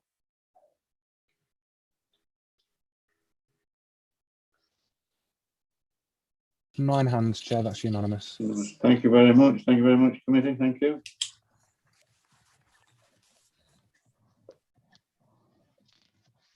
Right, we now come on to committee item 10D, which is on page 63 of your agenda. The location is 11 Moore Street. It's a change of use from a dwelling house, class C3, to a 5-bedroom for 5 occupants house in multiple occupation, class C4. This is, Anna, this is your report. Would you present it, please? Thank you, Chair. This is the application site here. So it's a mid-terrace property. Again, just an aerial view. Show you some photographs. This is the front of the property. All parking is on street in this area. And then the rear of the property. So it's this property here. As existing, the property is a 3-bedroom dwelling house. So you have a lounge, dining room at the bottom, a garage, utility and kitchen. And then upstairs you have 3 bedrooms and a bathroom. This application follows a previous approval, which is a live permission and can still be implemented. So I'll just show you that permission first. So this is the scheme that has permission, and this is for a HIMO for 5 occupants as proposed now. So in the approved scheme, there was a bedroom at ground floor and then a lounge, cycle store, utility and kitchen. And then on the first floor, there were 4 bedrooms and 1 bathroom. All of the bedrooms shared the 1 bathroom. The application now proposes a slightly new layout inside the property. So you would enter the property and there'd be 2 bedrooms at ground floor, both of which are en suite. There would then be a kitchen, dining room, shared space, leading into the garden, another shared space. At first floor, you'd now have 3 bedrooms, where it was 4 before. 2 of these bedrooms are now en suite. At the 3rd bedroom, this is the only room that's not en suite. However, it is right next door to the bathroom. There are alterations to the exterior of the property as well. So on the left, you've got existing and on the right, proposed. So the only changes is here. So you can see a door and window as existing and no window in this projection. And in the proposed, the door and window becomes patio doors. And then you add a window in this elevation. A door would also be removed from this elevation. So you can just see it above the fence here. That's being removed. So with regards to the layout, all of the bedrooms, kitchens and facilities comply with the requirements under our HIMO SPD. So all the rooms are of the good size and there's good facilities provided. Private sector housing have been consulted on the scheme and have advised that it is suitable for 5 occupants. And this is an indicative layout of the site. So you can see it has a large rear garden that all the residents could use. Cycle stores and bin stores are shown in this plan. However, we have proposed conditions requiring more details of bin and cycle storage on the site. And again, the bins are actually shown in the same location as within the approved scheme. This is the concentration map. So there's only one other HIMO within the 50-metre radius, and that means that the proposal comes down to 4%. The limit is 10% and this would be 4%, so it's way under the concentration limit. There's no parking provided. It is a terrace street with on-street parking, so there's no parking on site. However, the site is in a sustainable location close to bus stops. You can see in this plan here, the bus stops are these green and red smudges are the bus stops. It's in a sustainable location close to bus stops on Kettering Road and walking distance to the local centre. It's also the case that inspectors are consistently taking the view that where the site is close to local communities and no parking is provided, occupiers are choosing the location for this reason and unlikely to have cars. And that's the approach the inspectors are taking. However, in any case, the permission that was granted for a 5-person HIMO in 2017 is still live, and there was no parking for this approved scheme. It is a live consent and they could implement it. And as such, the non-provision of parking for the site has already been accepted for a 5-person HIMO, the same number is now proposed. It's therefore considered that the principle of a HIMO for 5 occupants has already been established in the live permission. The only difference is the internal alterations, and these provide en suites to 4 of the bedrooms, whereas all bedrooms were previously sharing a bathroom. With a similar scheme having already been approved, and with this approval being live and can still be implemented, it is considered the proposal is acceptable and it's recommended for approval. Thank you, Chair. Thank you very much, Anna. Well, committee, we have one speaker on this. This is Councillor Russell. Catherine, if you'd like to, just for the record, identify yourself and in what capacity you speak, please. Thank you. My name is Catherine Russell and I'm councillor for Kingsley and Links View. And due to the number of objections that I've received from residents, I called this application in. Some of the complaints that came to me were increased noise due to a larger number of people living in the HIMO, increased waste and recycling material, all of which will need to be carried through the property from the back of the property. There's extreme pressure, as there are on all of these streets in Poets Corner and other streets where there's Victorian terrace housing, huge pressure on parking. I know it's very easy to say, well, it's in a sustainable location, but the fact is that people do choose to live there and they do choose to have cars. There's always an expected, perhaps not justified, but an accepted increase in antisocial behaviour in the area when you get overcrowding of this nature. I understand fully the need for housing, and I realise that it's becoming urgent for people to have access to decent housing. And I think this is probably one of the better layouts I've seen for a long time due to the ensuite bathrooms. Even so, I have to stick with I have to support what my residents are saying, and they're dead against this application, and they do not want to see any more HIMOs on their street. Thank you. Thank you, Catherine. On that basis, we've got to go and let you hide now while we debate this. Thank you very much. So, Ed, if you'll just put Councillor Russell into the waiting room while we debate this, please. I'll do that right now, Chair. Thank you. Okay, Councillor Russell's in the waiting room. Thank you very much. Right, committee. Questions to Anna on this? Are there any questions to Anna to be asked? Councillor McCutcheon, Arthur, yeah. Chairman, could I ask how long is it since we've done a survey on this area to see how many unregistered HIMOs there are? Anna, would you have any idea? And Chair, I don't know how long since we've done a survey. I do know the officer looked through all of our enforcement cases and for any evidence of any other HIMOs within the 50-metre buffer, and it's only that one that was found. So in the assessment, we did look for any others that even if they're not registered, are they there? And we only found the one that was on that map. Okay, thank you.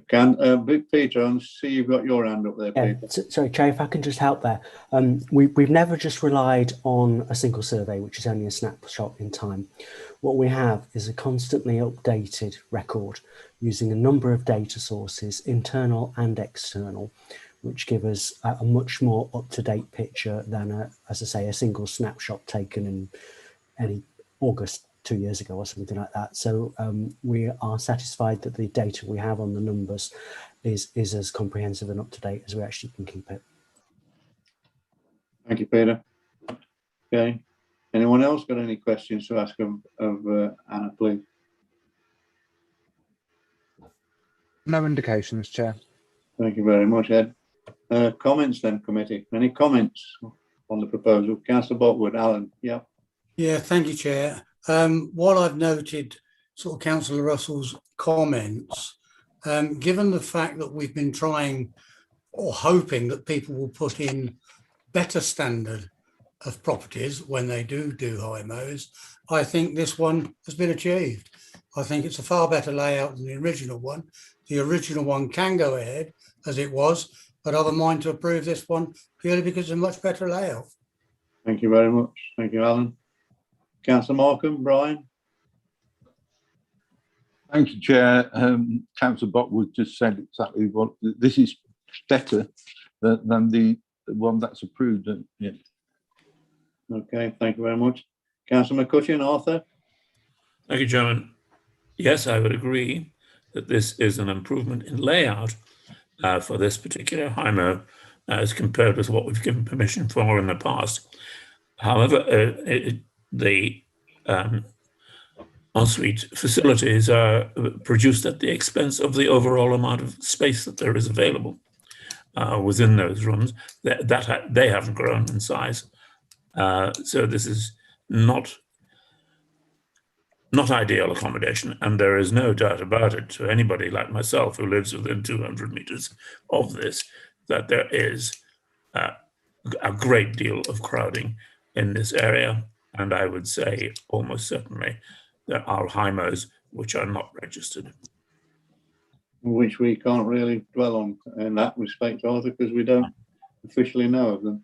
But whatever it is, the property has been improved internally. So that's a fact. Anyone else got any? But thanks for that, Arthur. Anyone else got any comments, please? No? No indications, Chair. Could I have a proposal that we accept the officer's recommendation to approve this application? Councillor Lane, Jamie, yeah, thank you. Seconder, please. Councillor Botwood, Alan, thank you very much. All those in favour, please, to accept the officer's recommendation to approve this?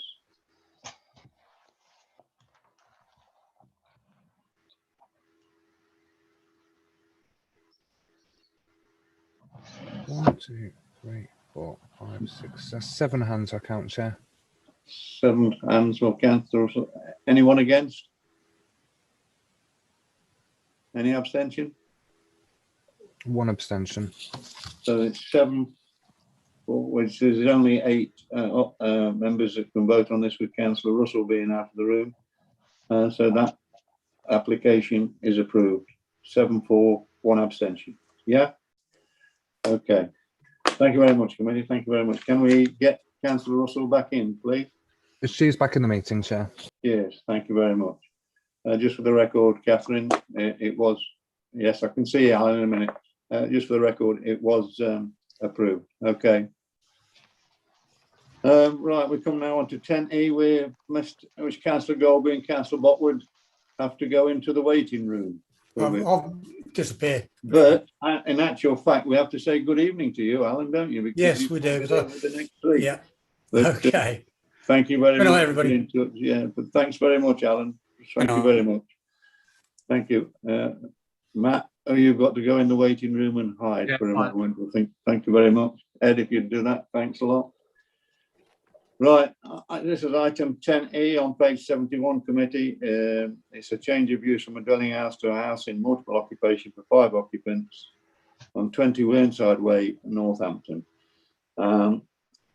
Adam, this is your report. Would you present it, please? Thank you, Chair.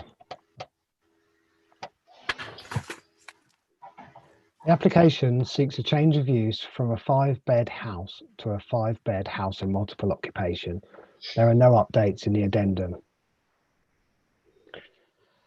The application site is located at 20 Whernside Way and relates to a terraced property which fronts onto a footpath and has rear access onto a communal parking area. I've got 3 photographs, one from the front from the footpath area and 2 from the back of the property. Turning to the HIMO concentration, as you can see from the plans, there are no HIMOs within the 50-metre radius, so the proposal is well within the 10% threshold and would not result in an over-concentration of HIMO uses in the area. You can also see 2 bus stops on the detailed plan, and within the 400-metre walking plan, you can see a proliferation of bus stops within easy walking distance of the site. There is also a local centre with the Tesco Express and other facilities at Limehouse Square within 400 metres of the site, and you've also got the Dustin Sports Centre, Trilogy Gym and open space close to the site. As such, the site occupies a sustainable location and on-site parking is not required under the parking standards. Moving on to the floor plans, this is the existing floor plans, and you can see it's over 3 floors, the property, ground, first and second floor. At ground floor level, there is a lounge, kitchen diner and a small conservatory on the back.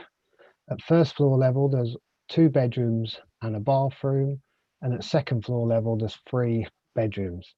The application only proposes limited internal changes and they relate to bedroom 3. So if you keep your eye on this one, when I flip to the next slide, what you'll see happens is bedroom 3 reduces in size to have a bathroom created. So essentially, running back through the property, at ground floor level, it's all quite generous communal space. It's all communal with a lounge, kitchen diner and the conservatory. Then you've got 2 bedrooms at first floor with a shared bathroom. And then at second floor level, there are 3 bedrooms and another shared bathroom. So the facilities would accord with the council's guidance and therefore provide acceptable amenity for future occupiers. It's noted that representations have been received regarding noise and related matters. However, from a planning perspective, the property would remain in residential use with no increase in bedrooms, such that objections cannot be sustained that there would be a materially greater impact as set out in paragraph 7.6 of the report.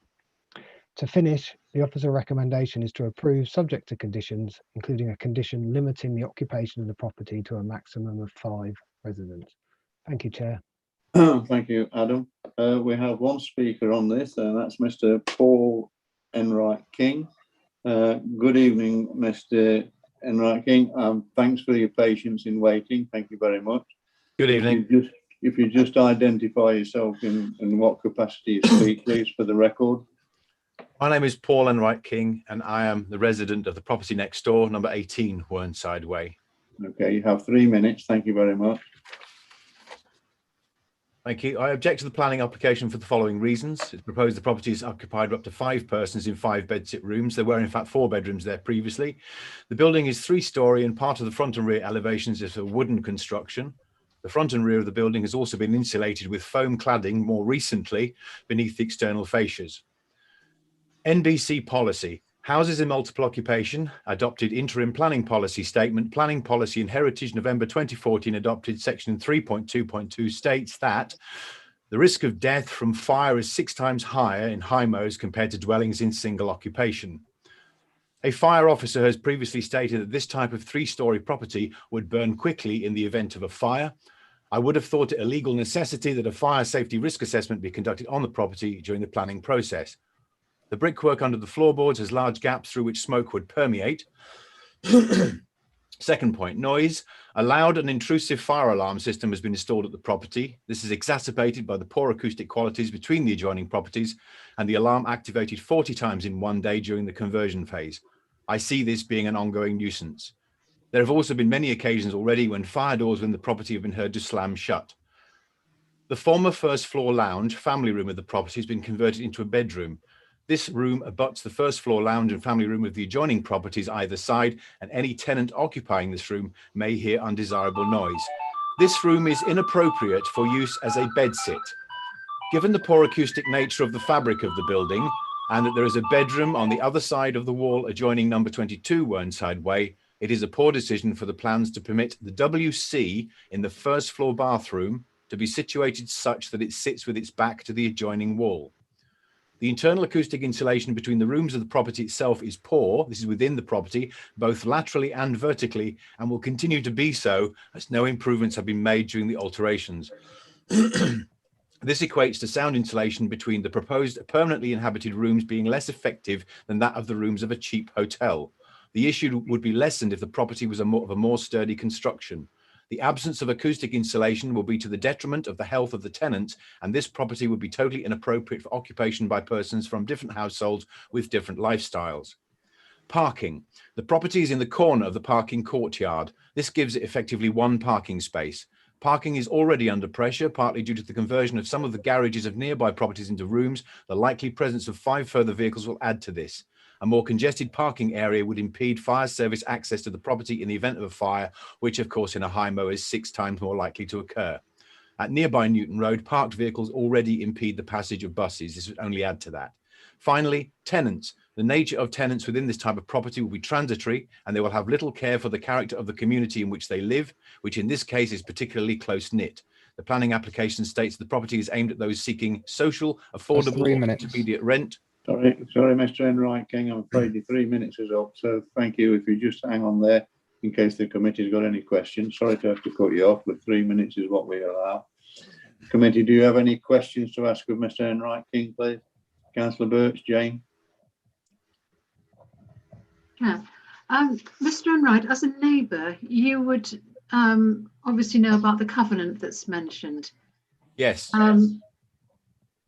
Can you explain, how this affects the occupation of the residents in the house next to you?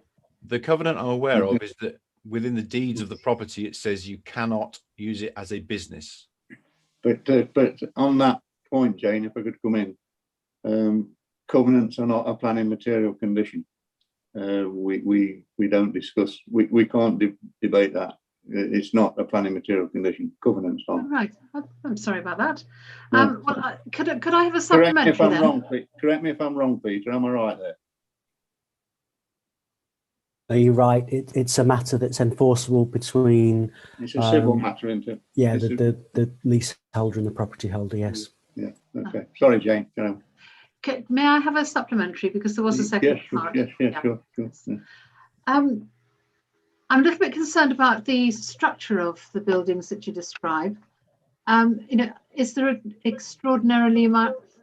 excessive amount of noise from the present residents, or are you expecting that to increase, or what's your experience at the moment? The construction of the building is so poor that much noise is heard from both sides quite easily. And if the front room and the first floor would be converted into a bedroom, the tenant there would potentially end up suffering from excess noise from both sides. Okay, thank you. Anyone else? Is that it, Jane? Yeah, okay. Is any other committee member got any questions to ask of Mr. Enright King, please? Nobody's indicating, Chair. Thank you very much. Thank you, Mr. Enright King. Thank you, and thank you for being patient. Anything you want to come back on that Mr. Enright King raised there, Adam? Just a couple of short points. Just to highlight that they could, the current as a dwelling house, they could change the internal arrangement without needing planning permission. So they could add or remove bathrooms and change the layout of them, for example.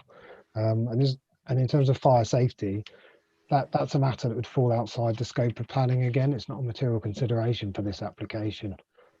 Thank you, Chair. Thank you, Adam. Right, we have questions committee to Adam. Councillor Markham, Brian, I see you would like to ask a question of Adam. Yeah, I could, Chair, for ask Adam. We're well aware that in the 1960s and through even later, construction materials used, and sound insulation, especially on upper floors between some buildings, was not very good at all. We have for HIMOs, not necessarily planning, but our housing department has state space standards and so on. So only, more people living in a property with thin walls and poor insulation and noise from neighbours and changing the layout. If your bedroom is next to a kitchen, for example, then there's a disturbance. Is there anything on our, if not on planning, on our housing side that we should be looking at? About insulation, not that we have ventilation rules and so on, which relate to planning. I just wondered about noise insulation, particularly because it's a fundamental change of use.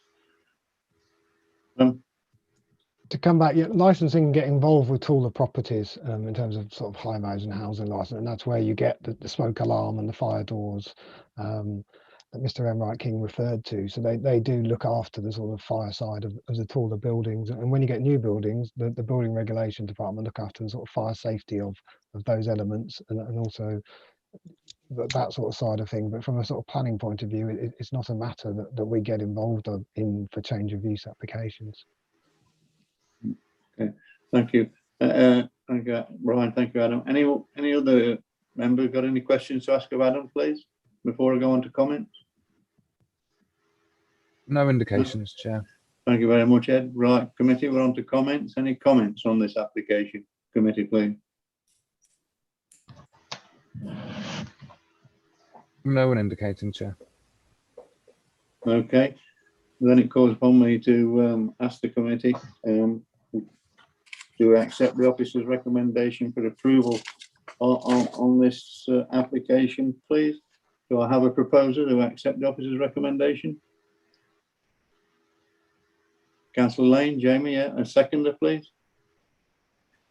Councillor Russell, Catherine, thank you. All those in favour that we accept the officer's recommendation, please.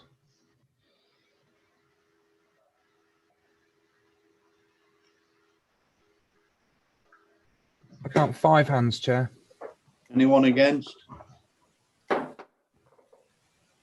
None. Any abstentions? And that's 2. So that would be right with Councillor Galway out of the room. So it's 5, 4 and 2 abstentions. And on that basis, the application is approved. Thank you very much, committee. Thank you very much. Thank you, Mr. Enright King. Thank you. Could we have Councillor Galway back into the meeting, please? We can. Just a moment, Chair.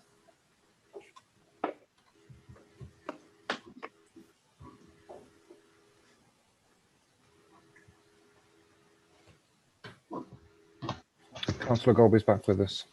Right, committee. I would like just to change the order slightly, please, because item 12B on page 105, we have 2 speakers on it. I'd like to do that first, so I'm not holding one particular speaker up any longer. If Helen Town would just bear with me if I just juggle it around. So I'd like to deal with 12B first on page 105, which is a development land at Tom's Close. So can we just do that? Well, it doesn't throw you out, Adam, too much, does it? Talk to me, Adam. Don't throw you out. Just moving it about. Yeah, that's fine, Chair. So we're just there is a reason for this, but it's just so that the speakers are not hanging around too much. So item 12B, as I say, on page 105, committee, is development land at Tom's Close, installation of 3 street lights in Tom's Court. It's retrospective. Adam, this is your report. Would you present it, please? Thank you, Chair. The application seeks planning permission for the retention of 3 streetlights, and there are no updates in the addendum. The application site forms part of a residential development of 21 dwellings that was approved in 2017 on the outskirts of Coventry. I have 3 photographs of the street lights, and this is as they were originally constructed. There are 2 next to the new houses, one there and one there. And then there's one in the corner of the cul-de-sac, adjacent to the rear corner of the garden of number 131 Watering Lane. Before I move on, it's worth highlighting their sort of typical modern streetlight designs, and they only require permission because they're on a private drive, not on an adopted highway. So the application has been accompanied by a luminance plan. You can see the 3 lights are marked. There's two marked in red and one marked in green. And they show light spillage. So you can see the main sort of light area in red and then a smaller sort of spill area in blue. So this is the garden here of 31 Watering Lane down here in their back gardens. There's only a sort of a small area of spillage here. Environmental Health have assessed the application and they raise no objections to the illumination. In addition, during the course of the application, a baffle has been fitted onto the light over here next to the neighbouring garden of 31 Watering Lane. I've got a technical drawing of the baffle, and then the officer has provided a couple of photographs from February, and you can see the baffle in situ. So to finish, the officer recommendation is to approve subject to conditions of condition 2, seeking the retention of the baffle on the light. Thank you, Chair. Thank you very much, Adam. Well, we have 2 speakers on this committee. I call upon Mr. Chris Wright. Mr. Wright, are you with us, please? Yes, I'm here. Thank you for waiting. Thank you for being patient. If you'd like to identify yourself, Mr. Wright, and in what capacity you speak, please, for the record. Yeah, I'm the resident of 31 Watering Lane, so the garden that was just mentioned that the lamppost is adjacent to. Okay, so you have 3 minutes, please. Thank you. Yeah, thanks very much. First off, well, the Tom's Close development is been quite invasive in our property. There used to be 2 properties, now there's 9. So you can see that there's quite a lot of house building that's gone along the sort of boundary. But we knew when we moved in that's what the case was going to be. So we supported Tom's Close all the way through, talking to the council about all the changes on our boundary. So everything's been no problem. We've been spoken to about each and been engaged in that consultation. So we were quite surprised when no consultation and the plans didn't show them originally that the lampposts appeared where they did. They're quite, the only uninterrupted view now we have from our house through the end of our garden now has a lamppost through it. I've got a daughter who has learning disabilities. She's an amateur astrologer and that ruins that part of enjoyment for her. If you think about all of the Tom's Close gardens, the rear private gardens, none of the Tom's Close gardens have a lamppost adjacent to them at all.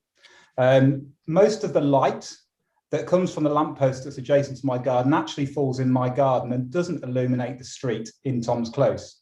The street light could have moved slightly closer into the close. It would have not obscured my view and it would have provided the same or similar amount of lighting that currently there. We feel that had there been engagement with us as residents as this lamppost was going up, then an alternative would have been dealt with, either a lower level lighting, which would actually achieve the same effect, or that lamppost would have been moved.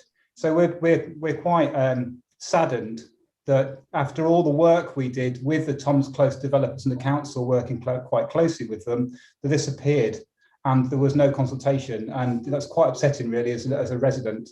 So we'd like to think that you'd think about how, prior to putting this in, if we were having this conversation, I'd hope that the engineer would have spoken to us and would have found a way through this, which would have meant that my daughter could enjoy astronomy. It wouldn't have supported the only uninterrupted view from my garden and everything. And the Tom's Close, the people in Tom's Close would have still had the security of the lighting they need.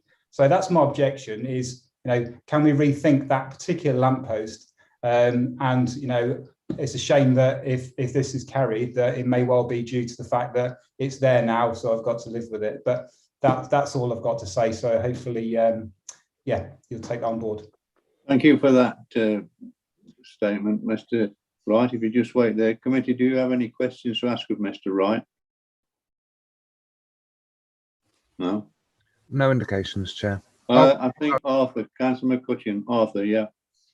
Could I just have your confirmation that there was no consultation at all, not even written, between yourself and Partnership Homes? No consultation whatsoever. And as I said, it wasn't on the original plan. So when we bought this house, we looked at the plans at Tom's Close and it wasn't on the planning. Thank you. Thank you. Okay, Councillor Russell, Catherine. Thank you. Mr. Wright, if NPH wanted to renegotiate this and wanted to have a conversation with you about it and make alternative suggestions, would you be available for that? Absolutely. Absolutely. Thank you. Thank you very much. Anyone else got any questions to ask of Mr. Wright? Okay. Thank you, Mr. Wright. And I'll call upon Chris Parr, please. Good evening, Chris. Thanks for waiting and being patient.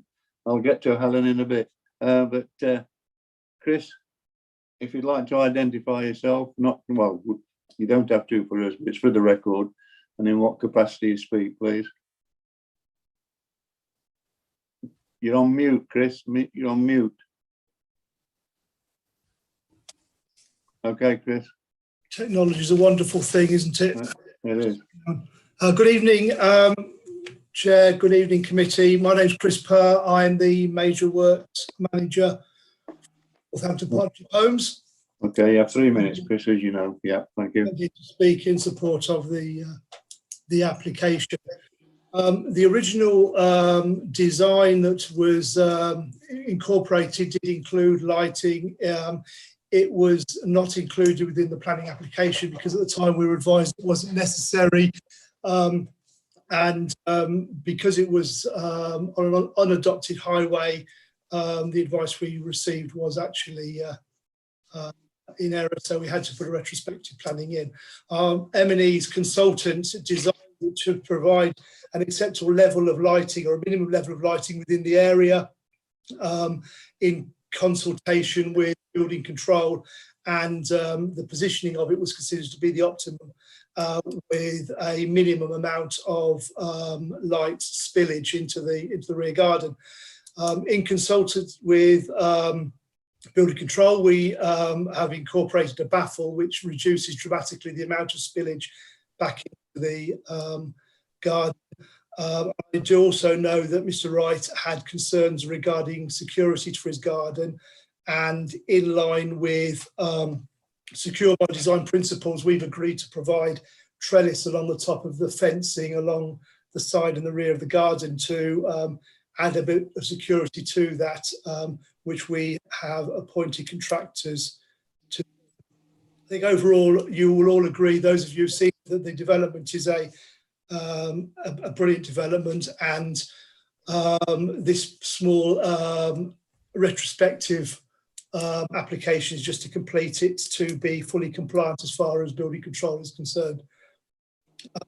We've worked on advice, and I say we have had regular consultations. I know that Laura, who works for me, has had regular consultations with all of the neighbours throughout the process, and to be fair, it's all gone extremely well.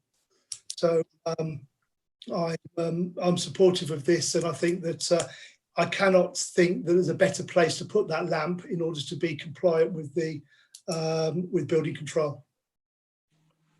Thank you, Chris. Committee, do you have any questions to ask of Chris, please? Councillor McCutcheon, Arthur.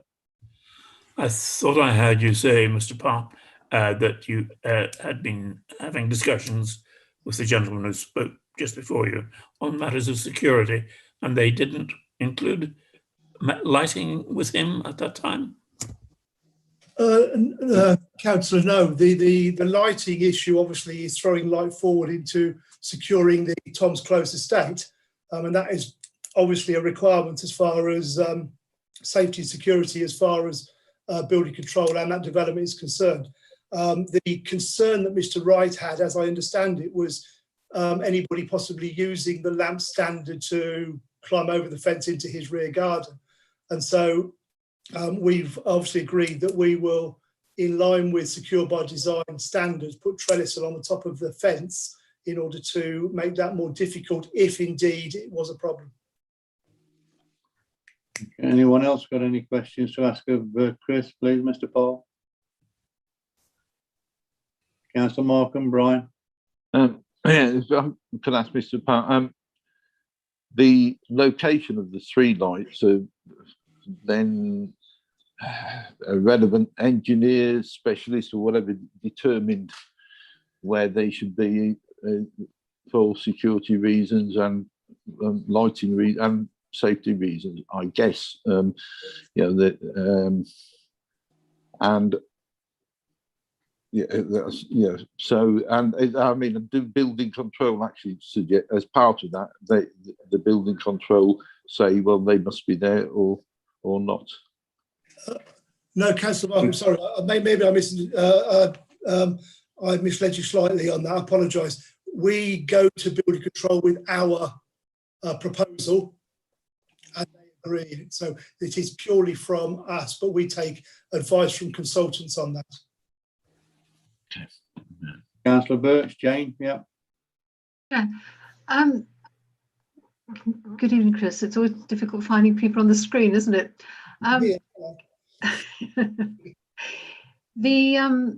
Is there a timer on the lights, or are they on all night? Because sometimes street lights do go off at a certain time, and obviously to reduce the hours of light which might disturb neighbours could be, could be helpful. I believe, Councillor Birch, that they are on dawn to dusk sensors. Okay, thank you. Anyone else got any questions to ask of Chris, please? No indications, Chair. Thank you very much. Thank you for that. Thank you, Mr. Wright. Now, Adam, do you want to come back on anything that the speakers have raised? No, thank you, Chair. Right, committee, it's open questions then to Adam. Any questions directed to Adam, please? Questions? Councillor McCutcheon, Arthur, yeah. Thank you. Those issues, Adam, that have come up seem to be issues of building control. Are they, in fact, within our purview as planners? Adam?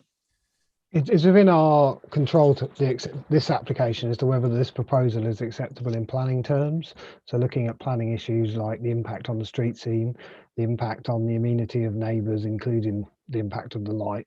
So they're the sort of impacts that we consider, and also the benefits that arise to the new development from the sort of security, crime prevention that way as well. Thank you. Okay. Thank you. Anyone else got any questions to ask of Adam, please, committee? Councillor Markham? We have to. Brian? Thank you, Adam. The reason for this application was because it's an adopted road. So presumably the same consultants have been used or whatever to determine if it was adopted highway and the street lights were put there. Where in the same locations, then the neighbours they still have the privacy to light in their gardens, or what, or to stop light seeping into their gardens, or is it just? And the second thing, I'm not quite sure. The baffles are there. Are they there to stop people climbing up the lamppost, or are they there to deflect the light from from the back garden, Mr. Everard, was it? To answer the question as best I can, in terms of the first question, I can't, it's more of an MPH question. I can't advise if it's the same people. I presume it would be that they'd use the same people that were designed for streets, but from a planning point of view, I can't tell you that. I can only say if it was an adopted highway, they wouldn't need permission from the planning department to put up a street light. It's only because the road and the path hasn't been adopted, and because of that, they have to apply to the council because technically it's development that falls within the scope of planning.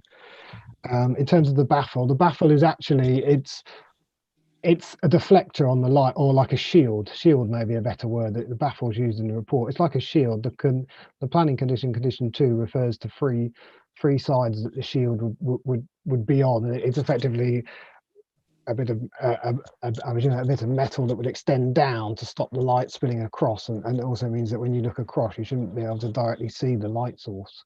I did show the plans of it, so I can go back to that if you want, Councillor Markham.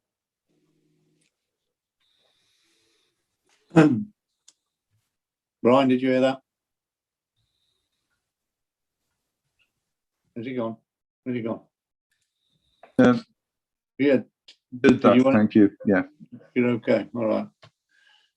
Right. If there's no more questions to ask of Adam, we go on to comments committee. Any comments, please? Councillor McCutcheon, Arthur. Thank you, Chairman. I'd hate to be critical of Northamptonshire and Partnership Homes, who are by and large doing a very, very good job indeed. On this particular case, I think we have to request that they have another go and see if they can get agreement over lighting in Tom's Close. Thank you. Thank you. Councillor Lane. Yeah. Excuse me. Yeah, I totally agree with Councillor McCutcheon here. It's very hard to look at plans without actually seeing it in actual nighttime light, as it were, because it's okay to see how far the light will spill by plans, but you need to see it in reality. So, as Councillor McCutcheon has already said, I would ask Northampton Partnership Homes to have a look back at this, please. Thank you. Well, I don't know. Peter, can I come in, Peter? As Yes, far of as course. this, we Yeah. have to deal with this as it is. We can't negotiate. We can go and ask Partnership Homes in form of Chris at the moment. But what's the standing on this? Well, we've had this position a few times before, Chair, and I do remind committee that their job is not to redesign the scheme. It is to determine it as it currently stands. However, what I am hearing, Chair, is that there are concerns of the impact that this would have on the amenities of neighbouring properties. And therefore, if members were minded to request a deferral, then I'm sure the colleagues from Northampton Partnership Home would be happy to go and engage with Mr. Wright and hopefully come back very quickly with a solution which this committee could then support, as I think, we are. I'm hearing that you are generally supportive in principle, but really would just like this final detail referred. So we would need somebody to move a deferral, Chair, and a second and a vote to take place on that. I don't mind that, but the only one thing I would just add to it, and I'd add this to committee members, we can't defer this. We would have to defer this and get it done before a month's out, because we have got another meeting. I'll come to that at the end of it, at the end of this, but not indefinitely. Provided it could be done within a month, I would go along with the deferment. But if it can be done, and NPH can do it. I'm just thinking, Chair, clearly I think it would be in everybody's interest to get this resolved as quickly as possible. If the scheme was amended, we would need to reconsult, but that could be a limited reconsultation. Okay. All right. Yes, because I wouldn't want to, because overall I wouldn't want to throw this out the window. For that point, I wouldn't be too unhappy about it. Anyway, based on that, Peter suggested we have a proposal for a deferment. Councillor Russell, is that what you're doing? Proposing we have a deferment? Yes. Thank you. Seconding Councillor Lane. All those in favour that we have a deferment, but to do them within a matter of weeks, I don't mind. I would put my hand up for that. Chair, I mean, I'd support the deferment, but I don't see why it has to be settled so urgently. It will be passed on to successive councils if that's how long it takes. Because I'm being selfish, I'd like to see it done before I finish. That's why. So that's the reason. Okay. Obviously, clarify, Chair. We can't defer it and guarantee that it will come back in time for No, April committee. I understand. It's me throwing my toy out the pram. But obviously, officers from both organisations and the resident are hearing that the members would like us to come to a conclusion on this as quickly as possible. That's right. I'll take that. I'll take that. All those in favour of that, please. Sorry, committee. I think that seems unanimous to me. Ed? That's unanimous, Chair. Okay, that's for a deferment. Okay. The wording of it, if you need to come back to me, Adam or Peter, if you need for that, for me to sign that off, you'll do that. We'll run the wording past you before it gets minuted, Chair. Yes, thanks. Okay. Right. Well, that's thank you for that for the speaker. Thank you, Mr. Wright. Right. We now go back. Sorry. Thank you. Thanks. Okay. We now go back to 12A committee, which is on page 79. Helen, welcome to this. Sorry, thanks for being patient on this one. The presentation will be done by Adam. We've got no speakers other than yourself, but when Adam's finished his presentation, if you just want to be there so that you can answer any questions, should the committee have for him or you, will you be all right with that? Yeah, no problem at all. Thank you very much for being patient. Adam, it's your report. Would you present it, please? Item 12A on page 79. It's for the Belgrave House at Greyfriars. Thank you, Chair. The application was originally considered by the Planning Committee on the 28th of July last year. The committee resolved to approve the application in principle, subject to conditions and the prior completion of a Section 106 legal agreement to secure 100% on-site affordable housing. The previous committee report is included as part of the planning agenda, and the application has been brought back to the committee because the Section 106 agreement has not been completed, but the council is in the final stages of acquiring the property. For the avoidance of doubt, the principle of development has been accepted by the Planning Committee, and the submitted plans and supported documents have not changed since those that were previously considered. Therefore, the matter to be considered tonight is whether the application is acceptable without a Section 106. However, just as a quick brief refresher, I will quickly flip through a small selection of the plans from the application. So this is the existing site, Belgrave House, which is this building here and running here. And this is the red edge plan for it. So the building, this is the main part of the building, and the red edge also included a little bit of highway land to allow a crossing and footpath. A couple of elevations just to refresh you. Essentially, the application is putting 2 extra stories on and renewing, updating the facade. A couple here from the other side, including the clock feature on the side. This is the plan, just reiterating the crossing that we're showing going across. And then this was the graphics that accompanied the last application to give an idea what it may look like. Returning to the Section 106 issue, as the property will shortly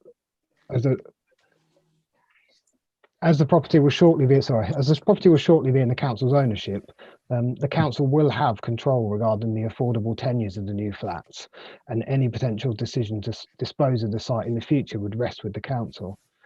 In addition, once the council does have ownership of the site, it wouldn't be possible for us to enter into a Section 106.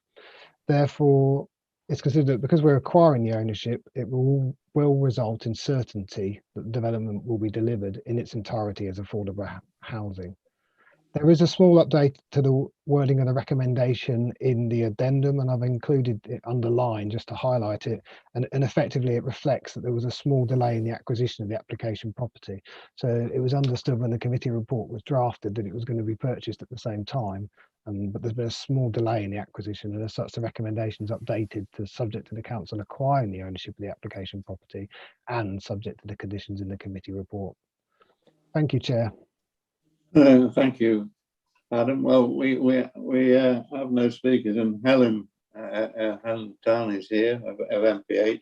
So if there's any questions to Adam or any questions, because there's no speakers unless Helen wants to make a statement, but the fact is, if we want to ask any questions, any queries, Helen's there to answer them at the same time as you might want to ask Adam, if you're all right with that, committee. Councillor Markham, Brian. Question? Yes, question to Adam. So, it's simply, we don't need a Section 106 because on affordable housing, because the whole building will be totally in the council ownership. So therefore, all the housing, all the apartments in there can, if we want, or the West Northampton Council want, be affordable anyway. Is that just put it in a nutshell? Essentially, yeah. There's even stronger controls because of how they'll be budgeted and funding, which I mean Helen can detail if required. But essentially, because we will own it, we won't issue the decision until we own it, and once we own it, we will then have control over the tenure of the building. Yeah. Which makes it even a better deal than we had in the first place, and a great redevelopment. Yeah. Arthur, Councillor McCutcheon. Good question. Yeah. Thank you, Chairman. Yes, I do have a question, and that is about the conversion and addition of the 2 upper floors. That I'm hoping, and I'm looking for assurance, that there will be no changes in any cladding on that, because that's something that has changed since we gave original permission for this, and the Grenfell has happened. And we need to have assurance on this, even if it does tread on other people's toes. Adam or Helen, would you like to come in on that, Helen? I can respond to that if that's okay, Chair. Just to Yes, say, absolutely. the design hasn't changed since the consent was given last summer. That's all we've been doing now is progressing design development. There is the artwork that you can see, and the kind of the plinths around the windows. They are classed as cladding, but I can't assure you enough how all over that we are in terms of fire risk, because it's a conversion of an existing building. We do need to cover some bits up around sort of dividers and that kind of side of things. But we have a fire consultant that's deeply involved in that, and we have a specialist company involved in it as well, and building control. So we're very, very mindful of the recommendations through the Hackett review post Grenfell. That's something that's very close to our hearts and an absolute priority to us. So the scheme will be fitted with fire sprinkler systems, fire stopping, alarm systems. It's got a very, very high spec around fire safety, and that includes all elements of the scheme. Thank you. Peter, I see you got your hand up, Peter. Yeah, thank you. I mean, just a bit of context. Helen is right in the NPH are ahead of the curve on this one. There are going to be some changes in the way that the fire safety of tall buildings are considered in the future. There is a suggestion in the Hackett review that it will become part of the determination of the planning application, which will be interesting. But the work that NPH are doing and the spec that they're doing are absolutely ahead of what's going to be required in the future. Thank you, Peter. Any more questions? Anybody? No? No one's indicating, Chair. We come to comments, and I'd just like to lead on this. I think this is brilliant. This is long overdue. It's very necessary. It's going to bring a morbid-looking outlook into being. It's going to inject the new life. I applaud what MPH are doing, and quite frankly, they're ahead of the game. Arthur's asked a relevant question. They're ahead of the game. I would like to say, committee, as a chair, I would like to take the lead on this, and I'd like to propose that we accept the officer's report. Can anybody second that? Muna, did you want to say something? Yes, please, Chair. And I would like to echo what you just said. This was a long-waiting project that was I mean, obviously, you know, post-COVID now, it's going to be a brilliant kind of idea and an uplifting kind of building and a new face to the town centre. So I'm happy to second it. You're happy to second it, thank you. So I propose it. Muna seconded it. All those in favour accept the officer's recommendation for approval? 7 hands in the air, Chair. That's unanimous. Unanimous. Thank you very committee. Thank you very much, committee. Thank you, Helen. Just stick with us because you still got to stay on stage for a bit. Thank you. Sorry, did that just go to 8 with Councillor Golby? Sorry. Councillor Golby, Matt. Yeah, you voted for approval. Did it? Is there 8? Is there 8 or is there 7 of us now?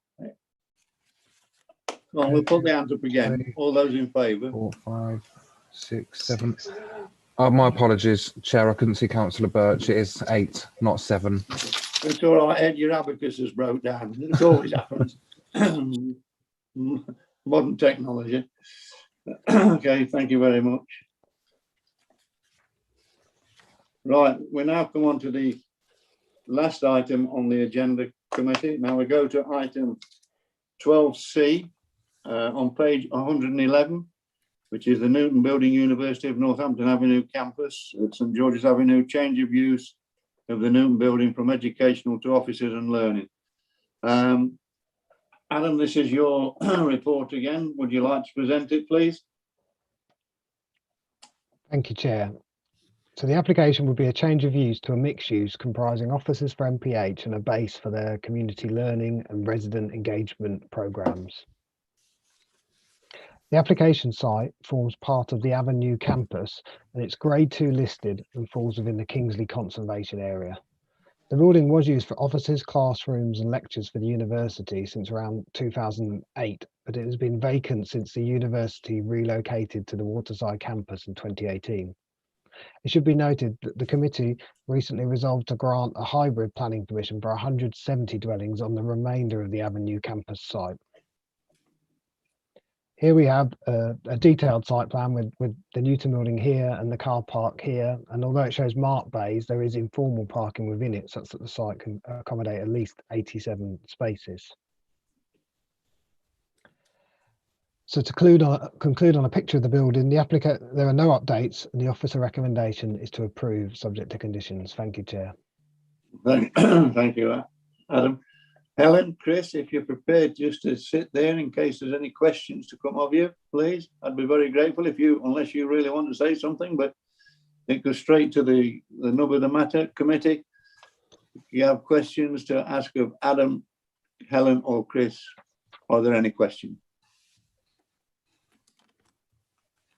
No indications, Chair. Wow. Right, committee, are there any comments? Councillor Lane. Sorry, oh, go on, Councillor. I saw him fractionally before you, Jane. Councillor Lane, Jamie, go on. Yeah, I was just going to say that I propose we accept the officer's recommendation. Thank you. Councillor Birch, Jane, are you prepared to second that? Yes, I'll second that. I think it's an excellent use of the building. It's absolutely appropriate for the area. And, you know, as it's in my ward, I'm absolutely delighted that MPH are going to have the headquarters there and be part of the community. Wonderful. Thank you. Brian, we've got a proposition and a seconder. Did you still want to comment? No? Okay, thank you. Right. All those in favour to accept the officer's recommendation for approval on this application? I count 8 hands, Chair. That's unanimous. I think that's pretty unanimous. Thank you very much. Thank you. So that's approved. Can I just say, Ellen, Chris, thank you very much for being patient and staying with us. Thank you for your input. You bombarded us, but thank you very much. I hope you're not too exhausted from your exertions. No, thank you. All right, thank you, Chris. Thank you very much. Thank you. If you want to take us off live for a minute,